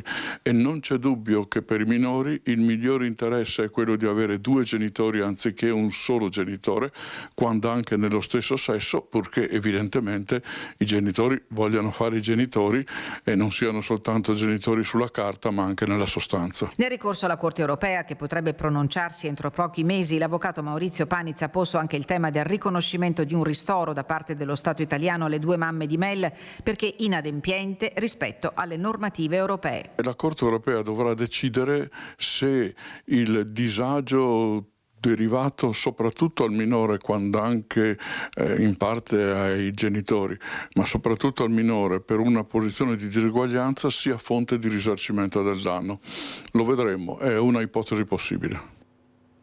Allora, Presidente Morbin, cosa ne pensa anche come uomo, come Presidente di un'associazione così importante, ecco, che sta cercando di aiutare le fragilità con queste donazioni incredibili, che qualcosa si è fatto in avanti anche come donazioni, come numero e com'è la situazione? Prego, Presidente Morbin. Allora, il tema è alquanto vasto, quindi è un po' difficile centrare subito. Per quanto riguarda la famiglia, io sono convinto che il termine famiglia, il concetto famiglia è maschio e femmina. Tutto il resto sono coppie di fatto e va benissimo che siano tutelate. Su questo non entro in merito, però dal mio punto di vista maschio e femmina è la vera famiglia. Credo che noi siamo della generazione in cui il papà e la mamma erano presenti nella nostra vita e quindi ci hanno dato anche degli insegnamenti importanti. Per quanto riguarda tutto il resto va benissimo tutto, perché ripeto, ormai bisogna aprirsi anche a un mondo nuovo, e il mondo nuovo è quello di capire anche le nuove situazioni che si sono create a livello della società, sempre nel massimo rispetto dei ruoli delle persone. Per quanto riguarda le donazioni, noi proprio in febbraio siamo andati in 2 moschee a Vicenza, quindi da anni noi siamo all'interno della comunità islamica e abbiamo avuto degli ottimi risultati, perché sono estremamente molto sensibili alla donazione di sangue. Noi come Fides abbiamo da sempre aperto le porte a tutte le persone che si vogliono avvicinare al dono del sangue. Perché? Perché noi siamo apolitici, quindi dal nostro statuto accettiamo tutti, l'importante è che ci sia una regola proprio di rispetto delle normative in tema della donazione di sangue, quindi da questo punto di vista diciamo che non abbiamo mai avuto problemi. Presidente, un'altra cosa importante è capire come intrigare questi giovani che se li porti nel pezzo centri l'obiettivo. Io ho avuto l'associazione LAIL ospite, perché io invito tutte le mattine sindaci e associazioni che sono quelli secondo me più credibili, quelli che sono nel pezzo, che sanno di cosa c'è bisogno. E quello che ho capito da questa ospite che avevo dell'AIL ha detto: sai Mirella, venerdì o sabato prima della trasmissione sono venuti a trovarci 20 ragazzi, lo sai che sono diventati tutti donatori? E io ho detto: ma guarda te, ma sai quant'è che io dico che bisogna portarli a vedere, a confrontarsi? Va bene la lezioncina in classe, ma dopo anni non abbiamo i risultati, vuol dire che qualcosa bisogna fare. Ecco, oltre alla lezioncina, secondo me, portarli a vedere chi sono queste associazioni, qual è il volontariato che li intriga di più, poi ognuno sceglierà, però se questo è il risultato, il primo colpo 20, tutti 20 volontari, vuol dire che qualcosa di giusto ho anche detto, o sbaglio, Sindaco? Sì. Allora, io sono da qualche tempo volontario dell'Avis, donatore dell'Avis, sono iscritto a Oderzo perché Chiarano ha 2 sezioni, quindi per non far torto a nessuno, quella di Fossata Maggiore e quella di Chiarano, quindi ho detto che ho l'ufficio e là da qualche anno nel gruppo volontari dell'Avis Oderzo, durante le fiere della Maddalena o Pitergina, fa uno spettacolo proprio per invogliare i giovani a iscriversi. Credo che tante volte il problema dei giovani sia quella paura del lago, della puntura, di vedere un attimo il sangue scorrere, forse portandoli a vedere o comunque a provare che non è la morte o non è questo gran dolore, anzi zero dolore che si subisce, si possa aumentare anche le donazioni, perché l'idea della donazione c'è. Ma tante volte io ho sentito, i giovani sono proprio... Parentesi Sindaco, ma non vede anche molti piercing e molti tatuaggi, non è che siano... però perché giustamente, cioè, ma veramente, assolutamente ha ragione, veramente così. Però tante volte poi il piercing è perché lo vuoi, invece l'ago... ma paura del lago con i tatuaggi che vediamo, da discutere sui giovani. Sì, io sono convinta invece che devono toccare la realtà con mano, essere intrigati, diventare loro protagonisti. Cosa ne pensi, Presidente Morbin? Sì, mi viene da sorridere perché effettivamente hanno paura degli aghi, ha detto il sindaco, e poi tatuaggi su tutto il corpo, ma a parte la battuta, noi come Fides Vicenza credo siamo stati tra le prime associazioni che io sappia, che io conosca, nel non solo dire che i giovani sono il futuro, ma sono il presente, e mi spiego. Quando abbiamo cambiato lo statuto 6-7 anni fa, abbiamo inserito la norma che un giovane sotto i 30 anni, che è il coordinatore giovani della Fides Vicenza, deve essere un consigliere del consiglio. Quindi questo non è più un tanto, diciamo che ci sono, fanno parte integrante del consiglio di amministrazione della nostra Fides Vicenza. Abbiamo visto che i giovani chiamano giovani. Quindi il nostro Davide, che adesso è il nostro coordinatore, e tutto il gruppo insieme a lui stanno facendo tantissimi eventi e tra di loro fanno rete. Questo è straordinario secondo me. Noi come adulti senior dobbiamo accompagnare questi ragazzi a un percorso stando non davanti ma in fianco e qualche volta indietro. Bravissimo Presidente. Come anche i giovani, interrompo un attimo, come anche i giovani devono capire che noi abbiamo Vladimiro da Rovigo. Vai Vladimiro. Sì, ciao, grazie. Volevo fare una considerazione con una domanda, ascoltando i discorsi che stai facendo questa mattina. Io vado a scheggia, no? Ed è quel fenomeno che delle istituzioni o dei soggetti istituzionali qua in Italia che fa la cosa che dovrebbe fare la politica o l'istituzione, ma che non fa, e quindi succede che pensa loro. Per esempio, la magistratura, che è molto criticata, però qualche anno fa, è inutile negare, è subentrata al posto del Parlamento e della politica perché la politica non riusciva a portare un po' di onestà nella gestione appunto dei partiti della politica. Quindi la magistratura ha dovuto intervenire mandando in galera, per dire parole povere, tanti politicanti corrotti. Uguale discorso è, per esempio, su fine vita oppure sul discorso delle 2 mamme di bambini. Cioè, è vero che qua in Italia quante volte capita che la Corte Costituzionale o dei magistrati con delle sentenze che crea un po' di legislazione di fatto su un campo nel quale il Parlamento e la politica non riesce a fare nulla, fine vita, adozioni e via parlando. Vado alla conclusione. Questa mattina ho sentito un'altra che è vero, cioè il referendum sul lavoro che si farà tra pochi giorni andare a votare. Sì, uno può dire che questo referendum non va a incidere molto, però è anche vero che anche in questo tema qua la politica e le istituzioni fanno zero da anni, non fanno nulla sugli incidenti sul lavoro, sul potere d'acquisto degli stipendi e via parlando. Quindi anche questa cosa qua, un pochino, ma è vero che il referendum va a sostituire quello che non riesce o non vuole fare la politica e le istituzioni. Arrivo alla domanda. Prima ascoltavo tue considerazioni e anche dei tuoi ospiti che la politica e le istituzioni non riesce ad aiutare il volontariato, cioè anzi, meglio ancora, da una parte lo opprime con tutta una serie di regolamenti, leggi, leggine che va proprio a comprimerlo, e dall'altro non riesce invece a fare un'azione che vada ad aiutare lo sviluppo del volontariato. Ecco, mi chiedo, ma non esiste anche per il volontariato un qualche soggetto, un qualcosa che possa attivarsi e fare lui quello che non fa la politica e il Parlamento? Grazie, ciao. Caro, grazie Vladimiro. No, perché è tutto politicizzato, cioè in teoria ci dovrebbe essere, ma è tutto politicizzato.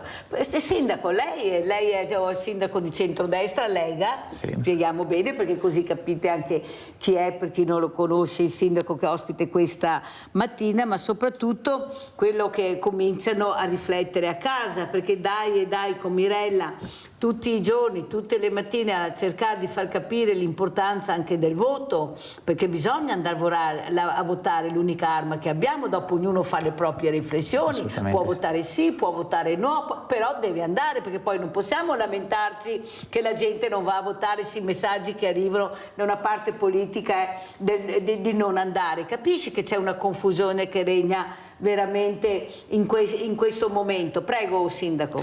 Rispondo all'ultima domanda o provocazione del nostro spettatore per quanto riguarda il volontariato e la burocrazia. Vorrei sottolineare questo, no? Quando si va nell'aula del tribunale vediamo sempre che la scritta, la legge è uguale per tutti. Un tempo, quando si pubblicavano poi le leggi sulla Gazzetta, in fondo come frase di forma o rituale era indicato, c'era scritto: spetta a chiunque di osservarla e di farla osservare.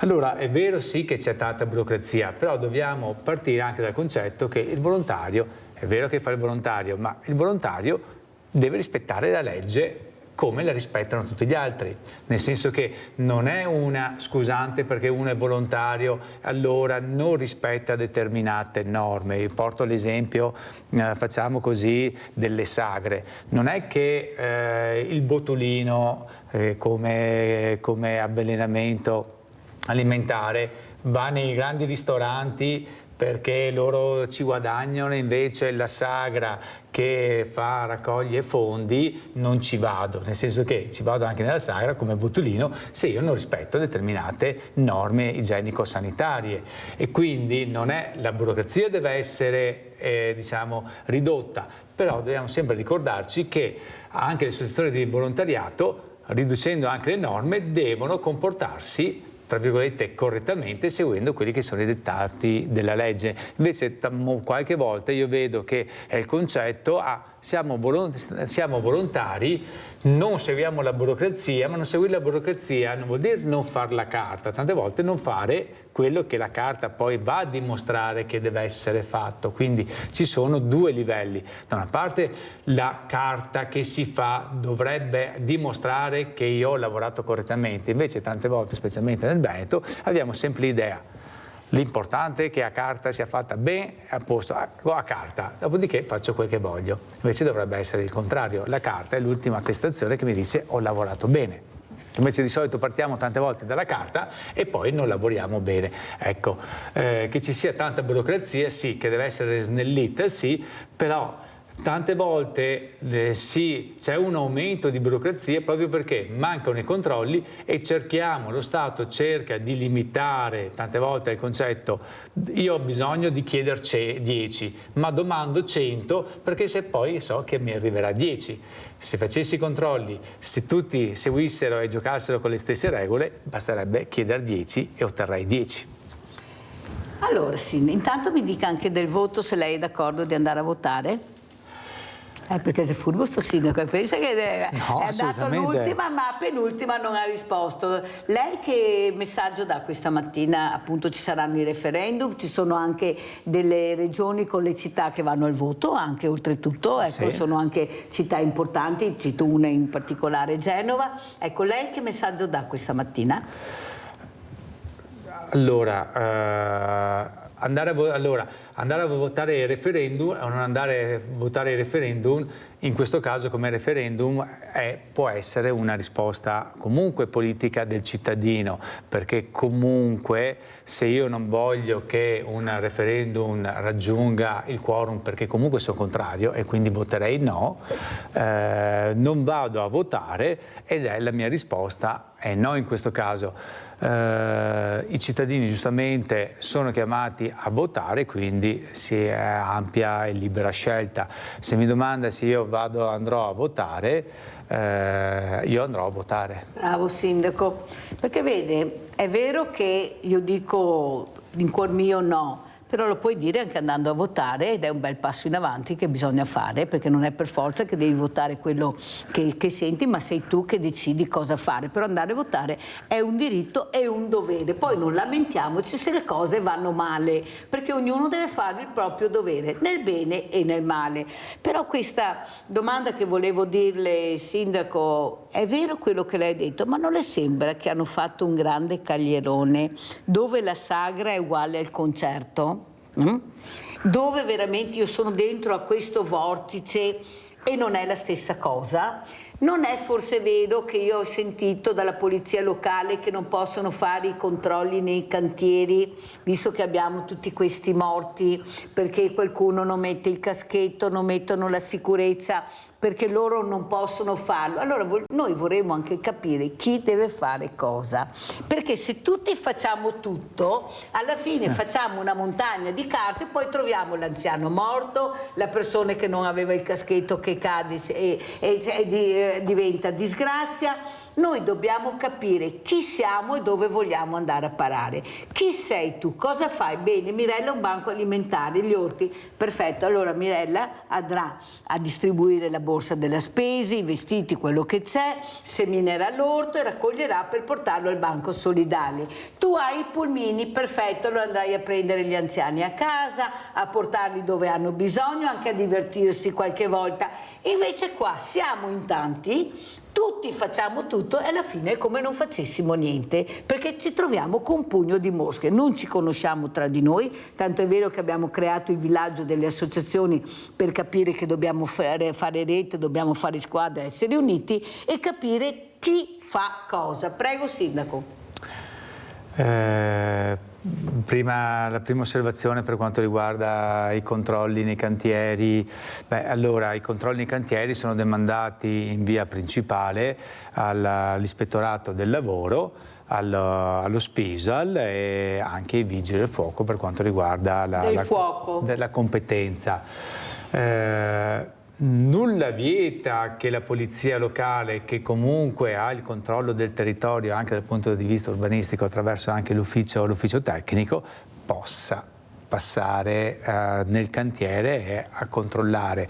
Ormai c'è anche la discriminante per cui se io come funzionario sto controllando determinata cosa ma mi accorgo che c'è qualcos'altro che non è di mia competenza, che non funziona, segnalerò all'altro organo di competenza di andare a controllare. Quindi anche la polizia locale può fare determinati controlli, anche perché poi il testo unico 81/2008 è abbastanza corposo e tante sanzioni vengono demandate a tutti gli ufficiali di polizia giudiziaria o comunque di pubblica sicurezza, quindi non è proprio che non si possa fare assolutamente nulla. Per quanto riguarda il referendum che riguarda proprio questo aspetto, io non dico se voterò sì o voterò no, perché sennò non sarebbe corretto influenzare i cittadini o gli elettori, però è anche vero che il committente, che tante volte è la signora Maria che ha 80 anni, non è che possa essere incolpata o possa valutare in maniera corretta le capacità tecnico-professionali dell'impresa. Forse sarebbe meglio ragionare in determinata maniera. Certo che la norma mi dice devo responsabilizzare il committente, perché sennò il committente dice quanto è che costa? 10, 20, vado su quello che costa 10, dopodiché quello 10 non spende o riduce le spese della sicurezza. Però la signora Maria, poverina, che non sa tante cose, non può essere mandata in galera o colpevolizzata perché ha scelto 10 e non 20. Però il 10 poi viene diviso tra altri 2, 4, 6, 8, 10, se appalto, subappalto dell'appalto, e alla fine nessuno paga. Questa è la verità, caro Sindaco. Allora lei capisce bene che anche noi vorremmo che ci fosse più chiarezza, perché tu che prendi il lavoro devi avere tu la responsabilità di avere quel lavoro, perché partecipi a un bando di gara e devi avere la massima garanzia e la massima sicurezza che sei tu che riesci a fare il lavoro, se no lo fa un altro. Cioè tu non puoi vincere il bando e dopo delegarlo a 10 appalti, che abbiamo visto anche cosa è successo su questo grande ipermercato e i morti che ci sono stati. Tu se vinci il bando devi portare a termine il lavoro tu, che sei il responsabile che hai vinto il bando, perché con questi subappalti non ne possiamo più, Sindaco. Abbiamo Paola da Padova. Vai Paola. Sì, ciao Mirelle, buongiorno ai tuoi ospiti. Se mi permetti, e chiedo scusa ai tuoi ospiti che non adopero il mio tempo per andare in questi argomenti anche super interessanti, ma perché volevo fare una precisazione sugli argomenti di ieri. Allora, per me donazione ce l'ho nel DNA, perché quello che hanno fatto i miei genitori e mi fin dalle elementari è proprio quello di cercare di donare quello che posso e anche a quello che non posso, fra virgolette. Il mio discorso di ieri forse non è stato o mal capito oppure mi sono espressa male. Per incentivare le donazioni di organi ho detto che ci vorrebbero più informazione e più trasparenza, perché tanta gente è impaurita da tante cose che non sa e da qualcuno che si sa, tipo il traffico di organi. E ho specificato, non in Italia, anche se alcune cliniche molto chiacchierate, ma non faccio i nomi perché ognuno poi trova queste informazioni, ci sono anche dei libri, edizione Angelini, e i paesi che lo fanno apertamente, Kosovo, Nord Africa, asiatici, Sud America, addirittura c'è il listino prezzi pubblicato regolarmente, per esempio a Singapore, dove un rene costa $1.400. Il traffico per organi è stimato in $1.700.000. Dunque, questo io ho detto no. Non ho detto che Gerosa, Padova, ho specificato non in Italia, anche se, ripeto, ci sono alcune cliniche chiacchierate. Attenzione Paola, attenzione, perché guarda che sei davanti alle telecamere, bisogna stare molto attenti a dire delle cose, Paola, perché sai, ognuno si prende le proprie responsabilità, ma facciamo un po' di attenzione perché sennò bisogna fare nomi e cognomi e fare una denuncia, perché funziona così. Paola, sei stata chiara, fammi andare avanti, grazie di aver chiarito, ma ti ripeto, ascolta la puntata di ieri che la puoi ascoltare sul cellulare, poi fai le tue valutazioni come la fanno sempre gli ospiti che ho e anche le persone a casa. Quello che volevo capire, Morbin, cosa ne pensa, Presidente, di quello che è stato detto anche dal Sindaco, ma soprattutto ecco l'importanza di far capire che bisogna cambiare il registro in qualche maniera, cioè bisogna andare avanti, non possiamo fermarci,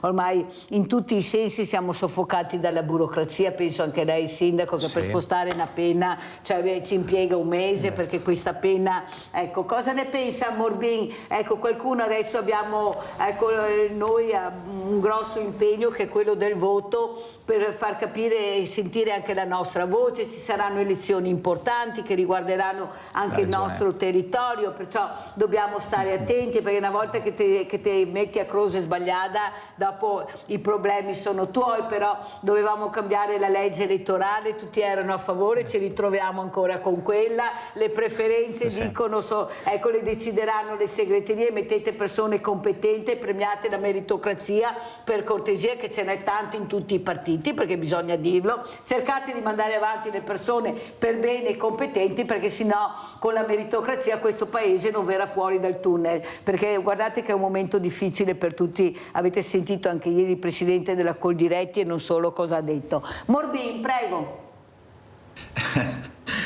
Allora, un mio amico anni fa mi ha detto: se vuoi far del male a qualcuno, gli devi augurare di fare il sindaco. Me l'ha detto ridendo questo, avendo lì il sindaco e conoscendone tanti, i sindaci sono in prima linea, e ciò che non avviene, ad esempio, secondo me, per i consiglieri regionali, i quali vivono in un mondo molto diverso. Non ne parliamo poi a livello politico. Se voi guardate bene, da anni noi non votiamo più le persone a livello politico, perché ci mettono una lista blindata e votiamo chi decidono loro. Questa è una falsa democrazia. A livello comunale invece riusciamo ancora a dare le preferenze a chi vogliamo noi, dovremmo farlo anche a livello nazionale questo. E nelle associazioni di volontariato come le nostre noi ci mettiamo la faccia, andiamo in un'assemblea di soci e i soci votano la persona che hanno davanti. Trovo assurdo che a livello politico io mi trovo a votare un qualcuno che della mia provincia, della mia regione, non sa neanche dove sono i confini. Quindi questo è quanto. Mi riallaccio a quanto ha detto prima il sindaco, che le regole valgono per tutti, ha perfettamente ragione, e questo vale a tutti i livelli, sia a livello volontariato ma anche a livello imprenditoriale eccetera, però io sono un po' basito quando vedo qualche volta, è un esempio banale che faccio, vedo per strada delle auto che fanno un fumo nero incredibile, hanno il paraurti che tocca per terra e girano, poi se tu ti dimentichi di fare la revisione prendi 180 euro di multa. Quindi anche qua domanda, possibile che nessuno delle forze dell'ordine abbia visto questa auto girare? È questo che mi pare un po' assurdo a livello proprio macro visibile. Abbiamo Nadia da Treviso, poi continuiamo. Vai Nadia. Ciao Mirella, buongiorno Ciao. ai tuoi ospiti. Ho sentito che bisogna andare a votare. Loro ci hanno ascoltato sul referendum dell'autonomia del Veneto. Siamo andati in 2 milioni e rotti di veneti andare a votare. Aveva vinto il sì. Perché non ci hanno ascoltato? E io, per ripicca, questa volta non ci vado. E come me ci saranno in tanti. Perché dovevano fare anche il nostro referendum, valutarlo. Allora cosa andiamo a fare se dopo non ci rispettano? Grazie, arrivederci e buona giornata. Vedi Nadia, il problema è che devi partecipare, perché quando tu partecipi, quando hai bisogno, hai anche delle risposte da persone che ti possono aiutare, che partecipano al voto. Perciò partecipare è un dovere, esprimi la tua contrarietà, la tua perplessità, il tuo sì, il tuo no, però dovete andare, perché è inutile che poi vi lamentate perché non avete i servizi che volete, perché col voto esprimete anche quello che volete, non lo rispettano. Però io ho fatto il mio dovere da cittadino che paga le tasse. Ecco, io la penso così, Sindaco? Sì, allora una battuta sul referendum dell'autonomia. Sì, i veneti sono andati a votare, per carità è stata molto lunga perché avevamo il conteggio dei giorni che passavano. Nel bene o nel male una legge nazionale sull'autonomia è uscita, vedremo gli sviluppi. Quindi... Perché non è ancora chiuso. No, sì, la partita non è ancora, chiusa, però vedremo gli sviluppi nel futuro, quindi comunque con tenacia qualche risultato o almeno l'inizio di un percorso definitivo l'abbiamo raggiunto grazie al voto, al referendum dei cittadini. Certo. Mi dispiace che la signora dica per ripicca, allora questa volta non vado a votare. Io dico sempre benissimo, allora speriamo di essere che vada a votare soltanto io quando sarà il momento di essere il sindaco, quindi non ho problemi, voto io da solo e quindi poi deciderò io. A parte la battuta, ovviamente ripeto, è un diritto, è un dovere, altrimenti poi non ci si può lamentare perché uno è andato su, uno non è bravo, ma io questo non l'ho votato, io questo non lo volevo, ma io credevo. Per carità, queste in questo momento sono le regole del gioco e giochiamo con le regole che ci sono. Vogliamo cambiarle? Vogliamo cercare di cambiarle? Bene, possiamo farlo. Io mi sono espressa in questa maniera, nel bene e nel male, però ho espresso il mio pensiero partecipando e votando. Questo è il significato, la partecipazione, perché come ha detto il sindaco, se l'autonomia è arrivata dove è arrivata e non è ancora chiusa la partita, è dovuta al numero che ha avuto. Se non avesse avuto quei numeri, forse l'autonomia non sarebbe arrivata dove è arrivata, anche se Nadia avrebbe preferito magari di avere una risposta più veloce. Ma l'importante è capire l'importanza del voto. Allora, Presidente Morbì, ormai siamo quasi in chiusura, un messaggio che vuole dare questa mattina specialmente riguardo ai giovani, cosa vuole ulteriormente farci capire, cosa farete prossimamente come Fidas? Prego Presidente. Allora, non solo ai giovani, perché la donazione di sangue si può fare dai 18 ai 60 anni se si è neodonatori e pesare più di 50 kg, quindi mi rivolgo a tutte queste fasce di età in cui le persone siano in buona salute.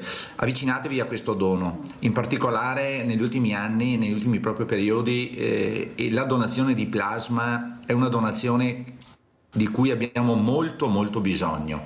Con il plasma umano vengono poi prodotti dei farmaci plasma derivati che sono ogni giorno in uso ai malati cronici, i talassemici, chi ha problemi alla coagulazione, al fattore ottavo, gli anemici, e quindi usano questi farmaci derivati dal plasma umano.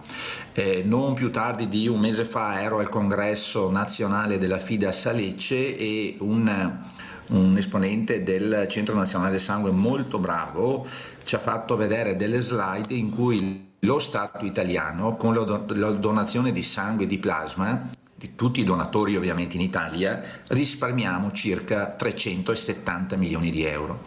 Quindi quello che facciamo noi non è soltanto vita per chi riceve, ma è anche un risparmio non indifferente, tenendo presente che da anni noi siamo una nazione tra le poche in cui la donazione è volontaria e gratuita, non remunerata. Questo è un risultato grazie ai nostri padri fondatori, a chi crede proprio nel volontariato vero.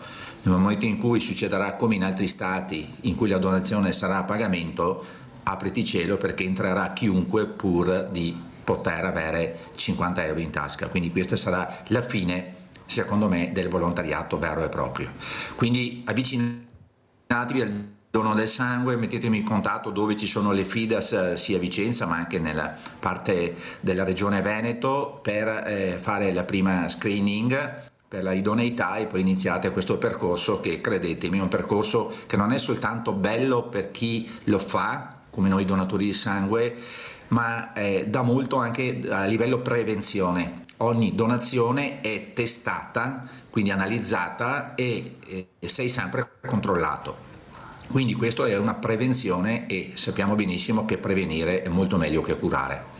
Grazie Presidente veramente per quello che ha cercato di far capire anche questa mattina l'importanza di questa donazione del sangue. Io dico l'importanza della donazione, io invito tutte queste associazioni che si occupano proprio delle donazioni e devo dire la verità che dobbiamo tutti quanti anche culturalmente crescere un po', perché più dell'ago c'è la paura di qualcosa da affrontare, che è quella che forse ferma sia i meno giovani che i giovani. Allora andiamo a vedere dopo tutto questo maltempo cosa ci dirà il comandante, il colonnello Giancarlo Iannicelli, ecco, su questo tempo che incontreremo a giugno, quello che è successo, che penso abbia allarmato anche il sindaco De Pieri, perché veramente fortunatamente però non bisogna vivere di fortuna, ma bisogna avere la sicurezza. Andiamo a sentire cosa dice il colonnello Giancarlo Iannicelli.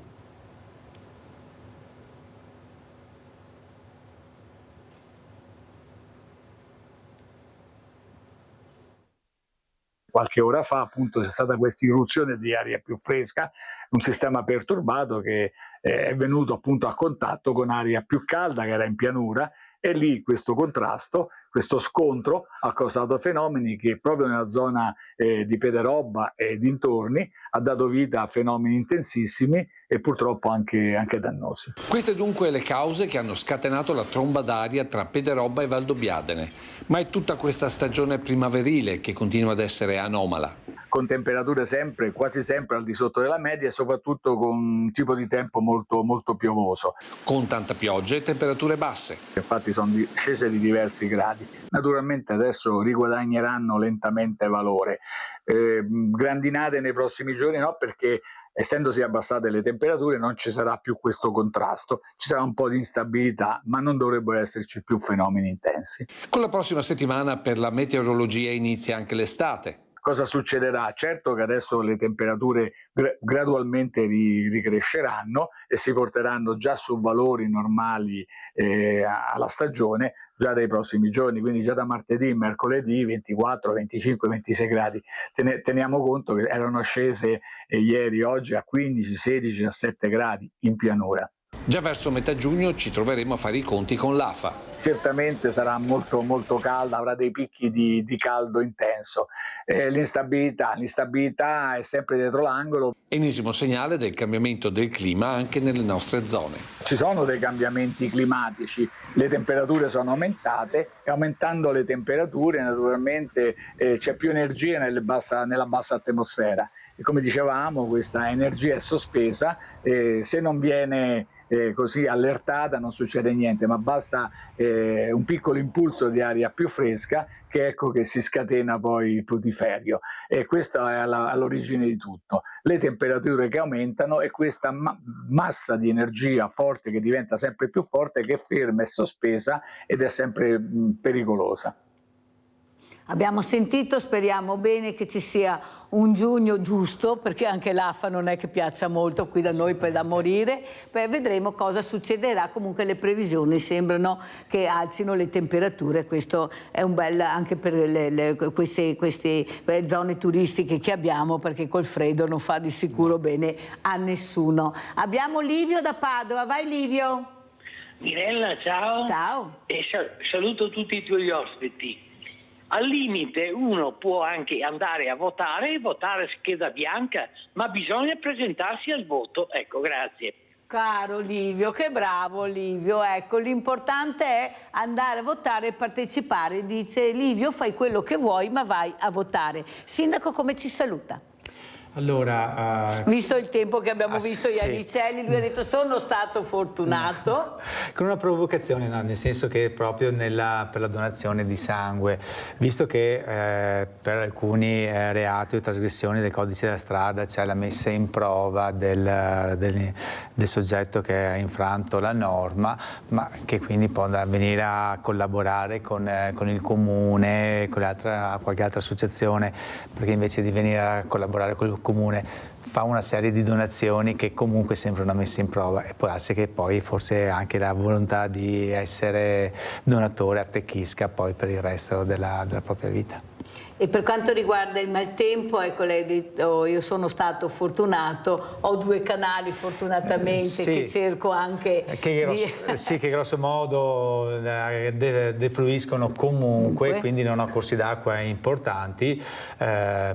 Però stavolta devo dire che una leggera sofferenza c'è stata, ma c'è stata anche tanta acqua, quindi dico anche ai cittadini che poi si vede che c'è stato quel problema di un'ora e poi il problema è sparito. Ecco, neanche noi non possiamo né pensare di dimensionare tutti i nostri invasi per l'eccezionalità estrema, qualcosa si può fare, anche i cittadini qualcosa possono fare. Speriamo che comunque queste cose siano limitate. Dobbiamo pulire un po' di più, Sindaco, perché io sento tanti cittadini che si lamentano, indipendentemente dal suo comune naturalmente, ecco, che ci sono questi tombini che non vengono puliti, e soprattutto io mi domando anche, visto che questo cambiamento climatico coinvolgerà un po' tutti, perché li vediamo, c'è niente, queste loro le chiamano bombe d'acqua, invece a me hanno detto che sono nubifragi, la parola giusta è nubifragi, ecco, di fare prevenzione prima, tenendo pulito, ad esempio anche quando vediamo il Piave, quando è in secca, che ci sono veramente delle foreste sotto, cioè cercare anche di far capire, visto che ci sono anche questi consorzi di bonifica, che bisogna forse ancora di più incrementare quello che è il lavoro della pulizia, per la sicurezza. Sì. Diciamo che se ognuno fa la propria parte, e posso assicurarle che i consorzi di bonifica lo fanno, noi abbiamo anche noi pulito i nostri tombini l'anno scorso, però ovviamente quando c'è un nubifragio in determinata stagione le foglie possono cadere lo stesso e intasare i tombini, quindi ti sembra di aver un semi allagamento. Se ognuno, anche i cittadini, facessero la propria parte, penso tutti i frontisti che hanno il fosso di guardia stradale tenessero più puliti i fossi di scolo, qualche problema, non dico che si risolverebbe al 100%. Ma il cittadino con tutte le tasse che paga deve essere sempre lui che deve fare anche la manodopera su quello che va oltre quello che dovrebbe fare. Allora, comitato di sicurezza, ecco, di controllo, adesso dobbiamo pulire, cioè veramente, cioè, ogni tanto vedere magari... Noi diamo, ovviamente, noi ci mettiamo del nostro, però la comunità, intesa proprio comunità, non è soltanto il semplice pagare le tasse, perché sennò altrimenti sarebbe, non dico troppo facile. Comunità significa pagare le tasse, essere proattivi, partecipare alla pulizia e alla sicurezza, anche a quello. Avete capito? Grazie a Stefano De Piri, sindaco veramente di Chiarano, che è stato con noi, grazie al presidente di Fides Mariano Morbì. Pubblicità. Grazie a voi. Arrivederci.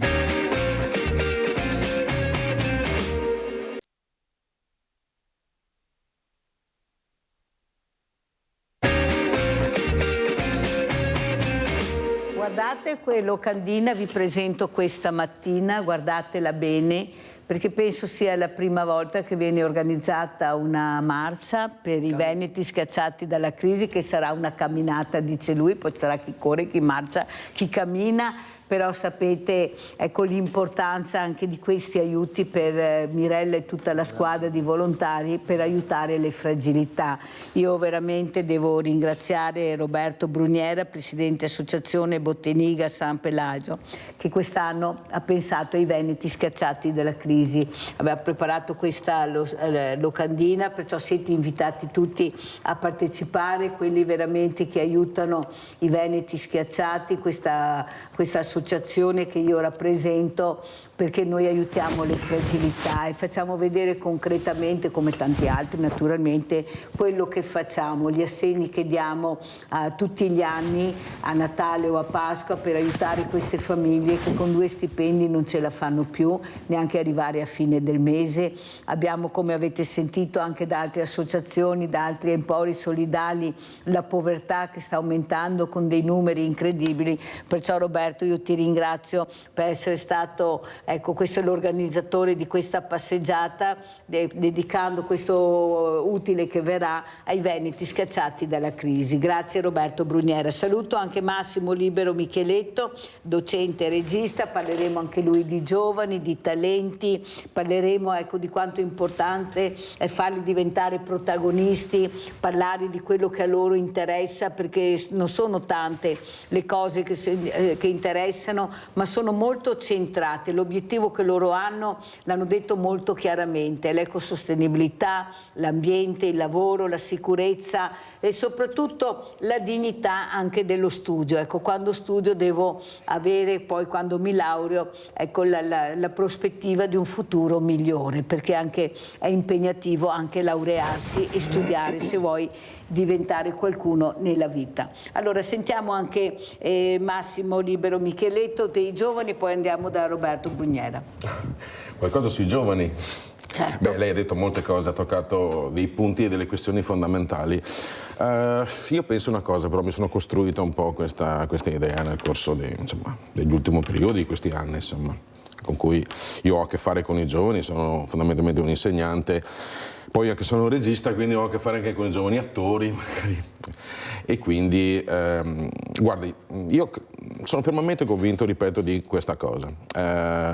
Manca un aspetto fondamentale, non vorrei, come dire, portare il discorso su questioni troppo poetiche, tra virgolette, ma è il desiderio quello che manca, spesso e volentieri. Cioè si chiedono delle cose, no? Si chiedono delle prospettive.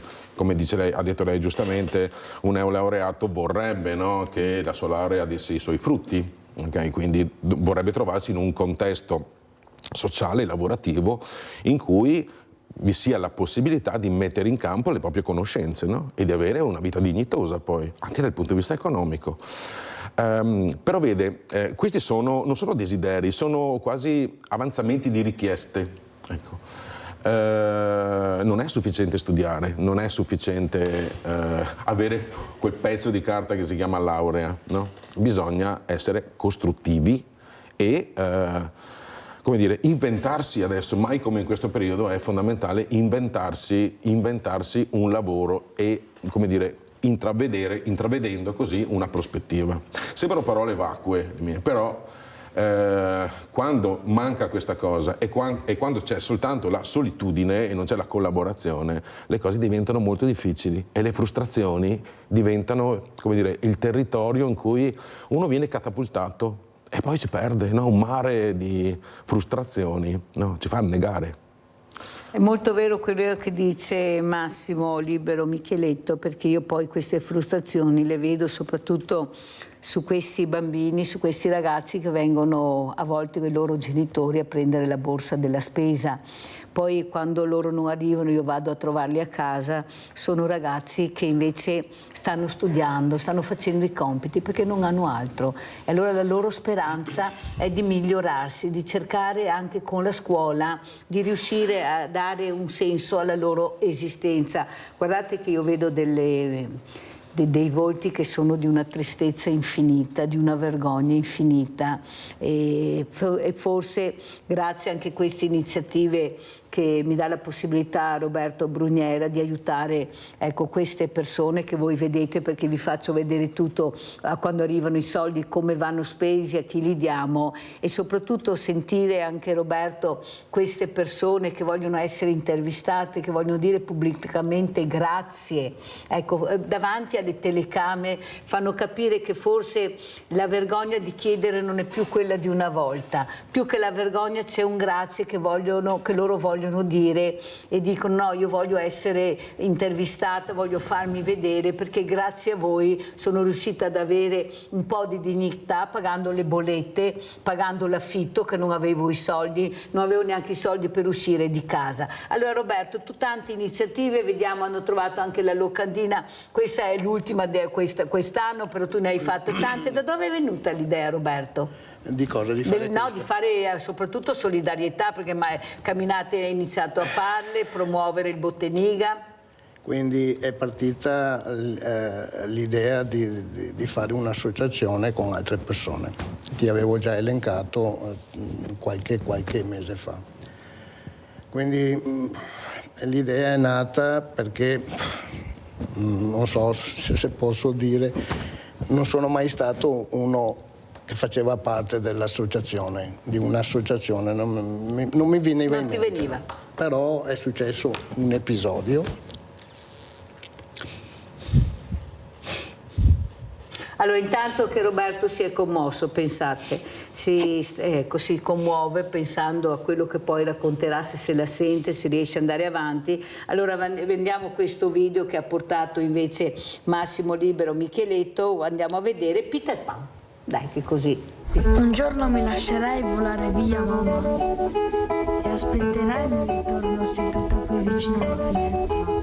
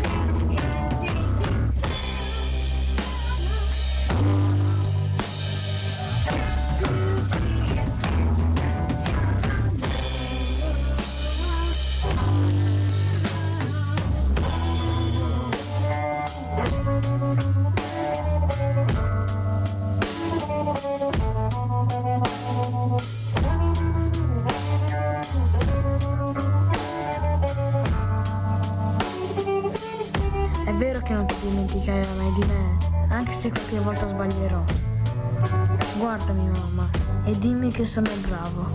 Dimmi che sono tuo e di nessun altro. Dimmi che sarai sempre qui e mi aspetterai.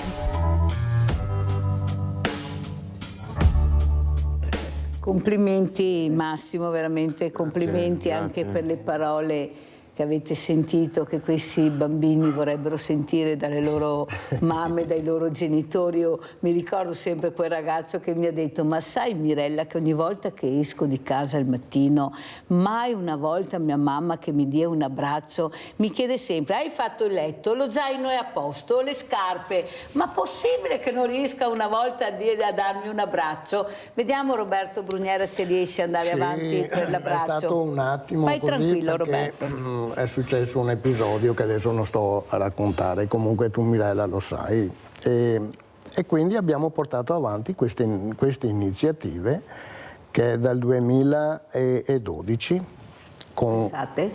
e quindi tutti i fondi andavano devoluti ad altre associazioni. Quest'anno abbiamo pensato a te, insomma, alla vostra associazione, quindi sai dove la persona a chi va indirizzata. E quindi questa è il 1° giugno, poi ne facciamo un'altra al 7 di settembre, domenica 7 settembre, però non passeggiamo insieme per la vita, però camminata sulle risorgive del Botteniga. E poi là facciamo musica su un parco, sempre a San Pelaio, vicino al Parco delle Farfalle, e poi non facciamo solo la camminata ma altre attività, animazione per bambini, musica, poi c'è enogastronomia, tutta la domenica la passiamo così, e quindi tutto il vicinato del quartiere di San Pelaio vedono l'ora che arriva proprio quel giorno. Sentite, ecco, la partecipazione, la comunità, ecco, fare comunità, quanto importante. E cosa vedi dopo tutti questi anni, l'importanza, perché sei cresciuto nel tempo, vuol dire che questa comunità si allarga, funziona, sì. La comunità ha voglia di partecipare, di rendersi utile. Ma non solo che facciamo le camminate, anche durante i mesi, adesso che ci sono le belle giornate, adesso no, ma speriamo col tempo qua che finisce questo brutto tempo. Anche per esempio ieri in edicola c'era un signore che fa: ma perché non fate a San Pelaio? Perché ne facciamo 2.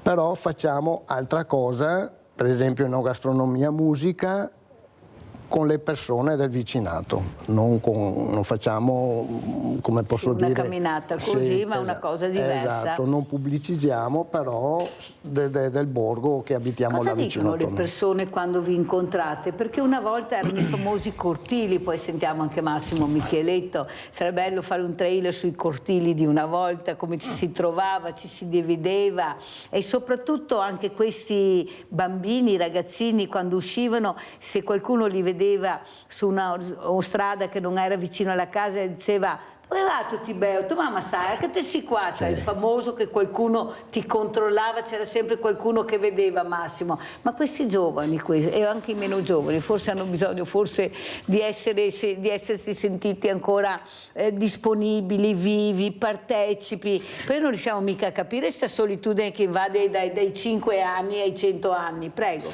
No, mi fa sorridere una cosa, quello che lei ha detto, no, sui cortili, no, sulle corti, no, è quella forma di controllo del vicinato normale che faceva parte, cioè, antropologicamente della società fino a, non so, una trentina d'anni fa, presumo 40, forse, quando ero piccolino io, ovviamente era effettivamente così come dice lei. Adesso questa cosa è stata sostituita dai cartelli controllo del vicinato, no? Hanno utilizzato questa cosa traslandola, secondo me in maniera abbastanza deleteria, perché poi questo controllo del vicinato tanto paventato non c'è. Ecco, questa sicurezza sociale, cioè il fatto di sentirsi sicuri quando si sta insieme e coalizzati, no, è un antidoto contro la violenza in tutte le sue forme. Anche se parliamo, dicevamo prima di cominciare la trasmissione, abbiamo fatto quelle 2 chiacchiere di rito con voi, e ecco, i giovani che si sentono soli o attaccati, e quindi il discorso ovviamente cade nell'argomento del bullismo, ecco. Il fatto che queste persone, chiamiamole così, cattive, no? Abbiamo il coraggio di dire queste cose, malvagie, okay? No? Quelli che sentono il male come necessità e fare del male come necessità. Sembrano tanti, ma in realtà sono pochi. Sembrano tanti perché quei pochi che esistono di loro si mettono insieme e normalmente il violento attacca una persona sola, un bambino solo, quindi è un gruppo che attacca un bambino, per esempio. Ma così succede a qualsiasi livello, Cioè, come dire, il male, perdonatemi, utilizzo questo termine, è coalizzato e la vittima è sempre una. Ecco, oserei dire, se le vittime o potenziali vittime si riunissero tutte quante, ci renderemo conto del numero, no, potenzialmente delle persone che non sono così e che potrebbero obiettivamente contrastare numericamente e quantitativamente queste forme di violenza. Un'altra cosa bella, comunque, scusi, mi stacco una diramazione. Mi piace la cosa che una associazione si preoccupi di un'altra associazione. Questo ci svincola completamente da questa, come dire, autarchia, da questa forma, come dire, di individualismo, no? imperante, incessante, che è secondo me una costante dominante di questo periodo storico, individualismo. Quindi le forme di socialità sono forzate, no? A volte siamo costretti a organizzare, organizzate bravissimi cose, ma io lo faccio perché il teatro alla fine è una forma di coesistenza, no? Tra persone. Esatto. E soprattutto quello che facciamo noi come associazione APS, come compagnia teatrale, noi coinvolgiamo anche persone con disabilità, quindi il discorso si allarga proprio per, come Senti, dire... Massimo, adesso tu hai usato questa parola, scusa se corro, ma il tempo è tiranno. Sono io che ho parlato troppo. Non parlerei più di questa parola, che io non la sopporto. Io chiamerei le persone per nome e cognome, è questo che ci ha diviso, le etichette. Allora, le etichette che noi abbiamo messo sempre a queste persone, handicappati, mongoloidi, disabili. Sì.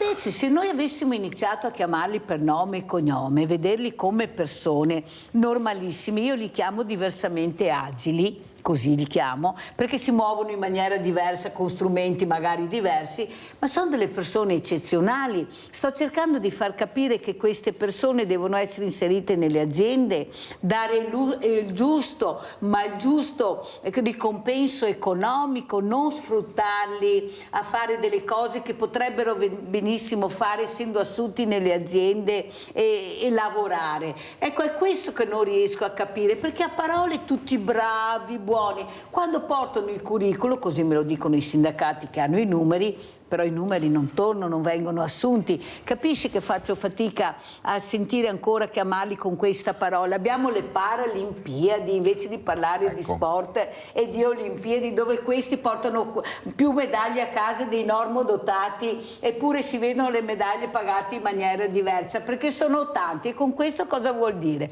Prego Massimo, poi voglio sentire anche Roberto Bruniera.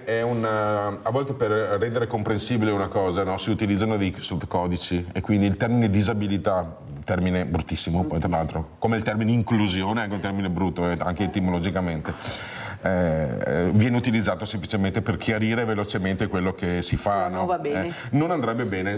Perché poi continuiamo a chiamarli con questi nomi. Bisognerebbe dire tutti, coinvolgiamo tutti e con la parola tutti ci si spiega. Allora noi abbiamo avuto, vediamo se il nostro bravo regista, ormai Andrea Basso questa mattina sta facendo veramente i miracoli, lo faremo santo, se trova proprio le immagini di quello che abbiamo fatto il 13 nel fiume Sile, vicino alla centrale del Sile, col villaggio delle associazioni. E abbiamo cercato, Massimo, adesso vedremo, proprio di unire le associazioni intanto per conoscerci tra di noi, perché non ci conosciamo, cioè non riusciamo ad arrivare perché non ci conosciamo tra di noi, siamo in tanti ma molto divisi. Allora abbiamo creato questo villaggio delle associazioni, era una domenica piovosa ma abbiamo preparato come ci fosse il sole, perché il volontario diceva il sole siamo noi, anche se veniva giù una leggera pioggerellina, però ci siamo incontrati. Ecco, cosa hai provato Roberto Bruniera quel giorno?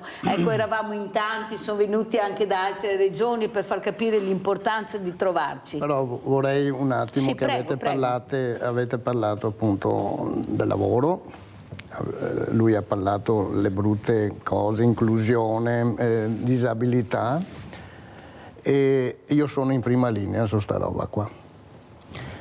E quindi del lavoro delle persone che hanno una disabilità, se mi posso permettere, di fare una trasmissione su sta roba qua. Io sicuramente ho tanta roba da dire.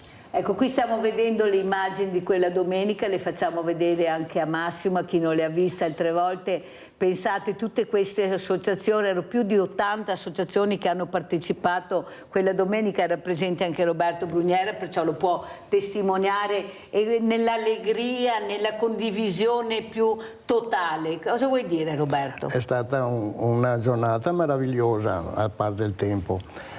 E si è visto insomma tante persone che hanno delle difficoltà, e grazie anche agli operatori che seguono, perché ci sono tante associazioni che si mettono proprio ad aiutare queste persone che hanno delle Guardate difficoltà. come hanno preparato il gazebo nonostante la pioggia, uno è arrivato col suo gazebo, l'ha preparato come fosse una giornata splendida, però abbiamo raggiunto l'obiettivo, quello di incontrarci. Lo faremo anche con questa camminata, il martedì riusciremo anche a promuovere questa camminata per i veneti schiacciati dalla crisi, perché il motto nel quale ci siamo lasciati è stato tutti per uno per tutti. Quando ci si muove uno per una causa dobbiamo essere uniti. Una volta tocca uno, una volta tocca un altro. Cosa ne pensa Massimo di questa cosa bellissima, questo villaggio? Mi piace la parola villaggio, l'hanno copiata subito, i politici molto attenti a queste cose hanno copiato subito la parola villaggio, perché vuol dire molto,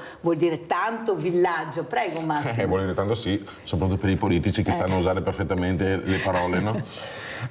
Cosa devo dire? Rimango piacevolmente colpito da queste cose qua, che sono cose, ecco, secondo me che dovrebbe essere naturale, no? Fare, ecco. Quindi mi rimandano alla coesistenza, alla collaborazione, alla socializzazione, all'interesse non individuale, alla una forma di abbraccio, metaforicamente una specie di abbraccio collettivo. Quindi... Anche perché è un abbraccio che poi fa del bene alla comunità, cioè non è un abbraccio che si chiude là, fai del bene alla comunità con quell'abbraccio, un abbraccio grande. Vedevo le persone dentro, sotto questo piccolo gazebo, che sorridevano, è una rarità. Eravamo tutti contenti. Si vedono pochi sorrisi in televisione. Però una volta c'era la vergogna. Esatto. Sì. Una volta c'era la vergogna, adesso c'è un'apertura. È stato sdoganato anche il dolore, no? Nel bene o nel male, il dolore o le problematiche in televisione appaiono. Ed è più semplice adesso esporsi, ecco. Quindi è un bene questo. Sì. Ha il lato positivo questa cosa. Non tutte le persone. No, appunto, non tutte. ha un lato positivo questa cosa, purtroppo molte persone. Andiamo a vedere un altro video di Massimo Micheletto, La notte poco prima della foresta, poi lo commentiamo.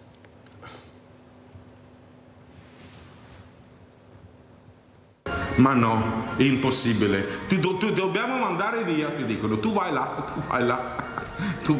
Sempre più in là, sempre più distante in Nicaragua. Ti manderebbero. C'è niente da parlare, c'è niente da lasciarsi andare. Mai che può dire questa è casa mia, mi sdraio e ti saluto. Mai. E quando ti prendono a calci in culo, tu ti giri indietro ed è sempre il deserto. Io ho parlato quando lavoravo a quelli del Nicaragua che mi hanno detto com'è laggiù. Laggiù c'è un vecchio generale che spara contro tutto ciò che si muove, che non ha lo stesso colore degli alberi, delle pietre. Io mi sono detto, io non lavoro più. Se il lavoro mi deve fare damnato, io non lavoro più, perché io finirò laggiù dove tutto quello che si muove è oggetto di bersaglio. C'è un vecchio generale che attraversa la foresta con tutti i suoi soldati e spara contro tutto ciò che si muove. Io finirò laggiù. Allora dico, io non lavoro più, se il lavoro mi deve dar matto, non lavoro più. Io voglio sdraiarmi una buona volta, voglio sdraiarmi, voglio urlare, voglio l'erba. Voglio urlare, voglio poter urlare, anche se mi sparano addosso, tanto quello che fanno. Se non ti muovi, come il generale da dietro la foresta, che attraversa la foresta, che spara contro tutto ciò che si muove, che non ha lo stesso colore delle pietre, degli alberi. Io non mi muovo più. Anche se mi sparano addosso, tanto non me ne importa niente, tanto è quello che fanno, ti abbattono colpi di mitra. Ma tanto è meglio così. Almeno ti avrò detto quello che dovevo dire. Ecco, questo ti ringrazio di questo trailer, Massimo, veramente grazie, perché fa capire veramente l'importanza delle parole, che qualcuno non ha il coraggio di dire, ecco, per vergogna, nonostante il dolore che prova. Grazie per averlo messo invece in atto, ecco, con questo spettacolo. Prego. Grazie. Sì, questo è uno spettacolo teatrale, tra l'altro abbiamo avuto la fortuna di essere stati selezionati e quindi abbiamo partecipato a questo festival di corsi teatrali della WILT Veneto e la WILT Unione Italiana Libero Teatro. E WILT. Attenzione. Sì. E questo spettacolo ha anche, insomma, abbiamo avuto la fortuna di ricevere anche il premio della critica della giuria giovani. È un testo degli anni 70 questo, è di Bernard-Marie Coltès ed è attualissimo, perché il tema è quello del sentirsi sempre e comunque straniero. Sempre e comunque straniero. Diverso. E non trovare mai questo fantomatico personaggio che non ha nome, okay? E che nella versione scenica che abbiamo messo in campo, alla quale io mi sono prestato come attore solo per necessità, non tanto per volontà, quindi ha assunto anche questa modalità espressiva. Quindi il testo è tutto un flusso di coscienza, non ci sono punti, non ci sono pause, un testo lunghissimo, questo è solo un piccolo estratto, e appunto la tematica è quella del sentirsi sempre e comunque fuori luogo e non avere una casa. E questa è la parte finale dello spettacolo in cui alla fine urla: almeno ti avrò detto quello che dovevo dire, ed questo si riallaccia perfettamente casualmente, ma non tanto casualmente, ecco. Per queste magnifiche congiunzioni astrali di tematiche oggi ci ha portato qui, e questa frase appunto sintetizza questo bisogno di comunicare, questa necessità di comunicare. Allora, a me viene in mente anche il film La finestra sul cortile.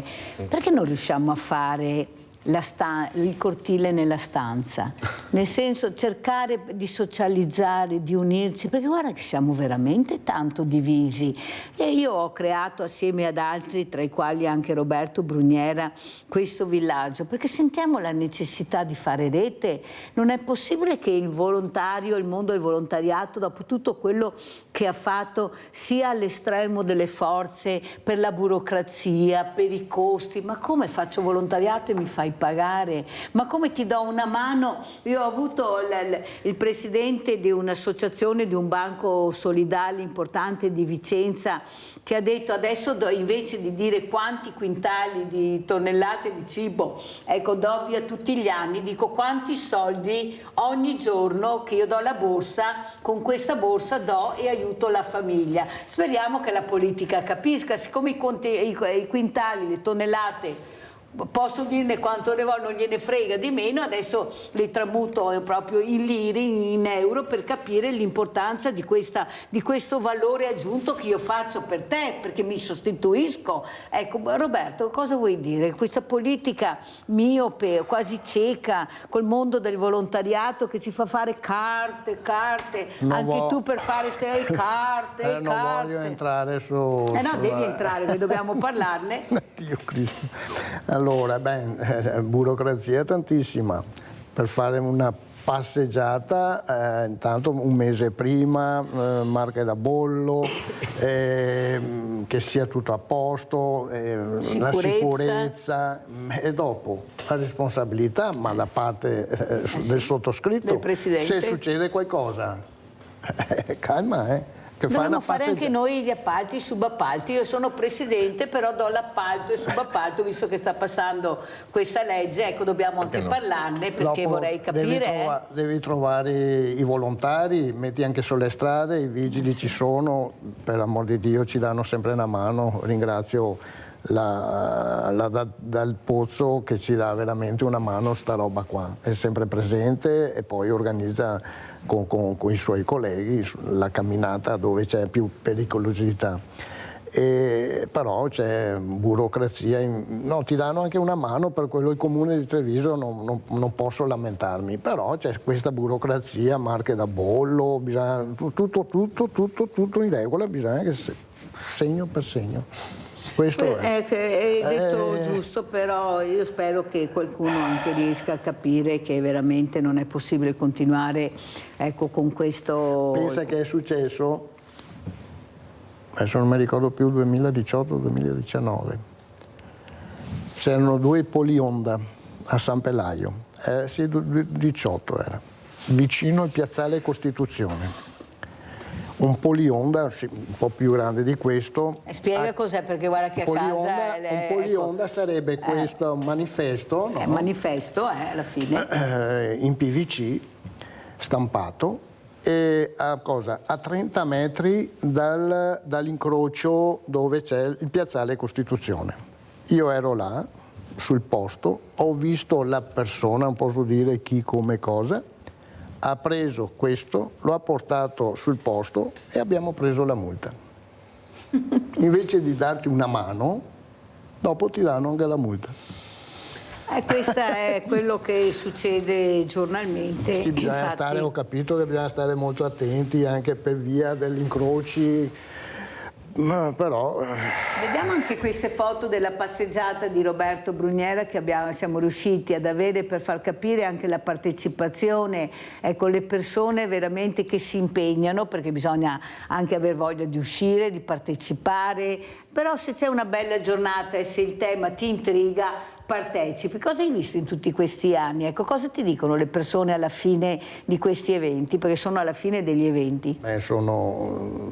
Gli eventi fanno sempre parte della società e grazie insomma da tutte le associazioni, non solo la nostra, perché facciamo poi il devoluto va sempre a persone che hanno delle difficoltà e quindi apprezzano anche il nostro percorso, ecco, tutto questo. Dopo, alla fine, vedi dove c'è il parco, se può... Ritorniamo nella foto? Sì, grazie. Vai. No. Adesso la mette, tranquillo. Allora, dove c'è quella foto dove c'è il polionda, sempre il polionda, e la facciamo dove c'è il parco, e la facciamo a settembre questo, ma anche durante il periodo estivo. Eccolo qua. Ecco, là c'è il parco sotto gli alberi, i lauri si Guardate chiamano. che posti abbiamo a 2 passi da casa, sì. Veramente delle volte... Là facciamo attività per bambini, facciamo enogastronomia, facciamo insomma un bellissimo posto. Vivacizzate il parco, vivacizzate il parco. Vieni a trovarci, venite a trovarci. Di sicuro. Allora sentiamo invece come ti saluta Massimo Libero Micheletto dopo aver visto questi trailer molto belli, molto importanti che devono far riflettere. Prego Massimo, cosa vuoi dire? Come ci saluti, perché ormai siamo in chiusura? Allora, vi saluto, ormai penso sia la terza o quarta volta che vengo qua, sì. E le altre 3 volte vi ho salutati sempre nello stesso modo, quindi mi ripeto. Vai. Allora, la fragilità dell'essere umano è come la fragilità del cristallo, e la fragilità del cristallo è una raffinatezza, non è una debolezza. Bellissimo, avete sentito con la parola fragilità abbinata al cristallo. Noi purtroppo abbiamo tanti cristalli nelle mani, fragilissimi, e sono i nostri diversamente giovani soprattutto, perché bene o male il giovane riesce in qualche modo, ma loro non ce la fanno, si chiudono sempre più in se stessi, questa solitudine. Avete sentito anche questi suicidi nel Sile di queste donne che oltre 60 anni che hanno deciso di farla finita perché non siamo riusciti ad arrivare a loro, ad ascoltarli abbastanza, e pensare che se siamo diventati così grandi, belli e bravi è merito di tutte queste persone che hanno lavorato tanto, che si ritrovano con delle misere pensioni che fanno vergognare, dovrebbero far vergognare la politica, perché qualcuno non gli ha messo i contributi, non che loro non li hanno versati, hanno lavorato senza contributi, testa bassa e via, adesso si ritrovano con questi pochi euro in tasca e chiedono il pacchettino di caffè perché non riescono neanche a comprarsi quello, il latte. Ecco, pensate nel 2025 fanno i giretti nello spazio per hobby, noi abbiamo nei banchi solidali i nostri, visto che dicono i nostri, ecco, sono i nostri veneti. Allora i politici nostri, se vogliono anche supportare questi nostri, invece di metterci i paletti dopo che facciamo volontariato, forse sarebbe un passettino un po' in avanti. Roberto Brugnera, come ci saluti? L'appello per questa passeggiata che faremo? Con un appello che più gente c'è a partecipare a questa iniziativa. E invitiamo anche Massimo, sì, se è libero. È volentieri, e grazie. più il devoluto va a Veneti schiacciati dalla crisi. E con queste bellissime parole io ringrazio i miei ospiti e vi lascio con dei messaggi molto belli, vedrete cosa vi farò vedere. Grazie a lunedì, grazie ancora a Roberto Bruniera, grazie a Massimo Libero, veramente Micheletto di essere stato con noi e basta, ci vediamo.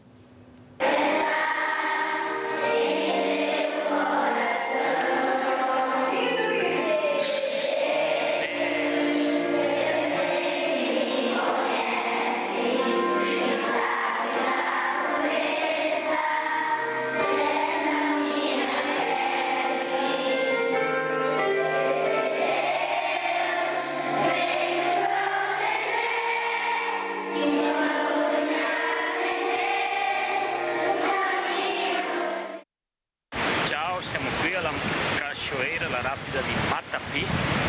Abbiamo appena finito di passarne una, adesso dobbiamo passare questa qui a lato della rapida.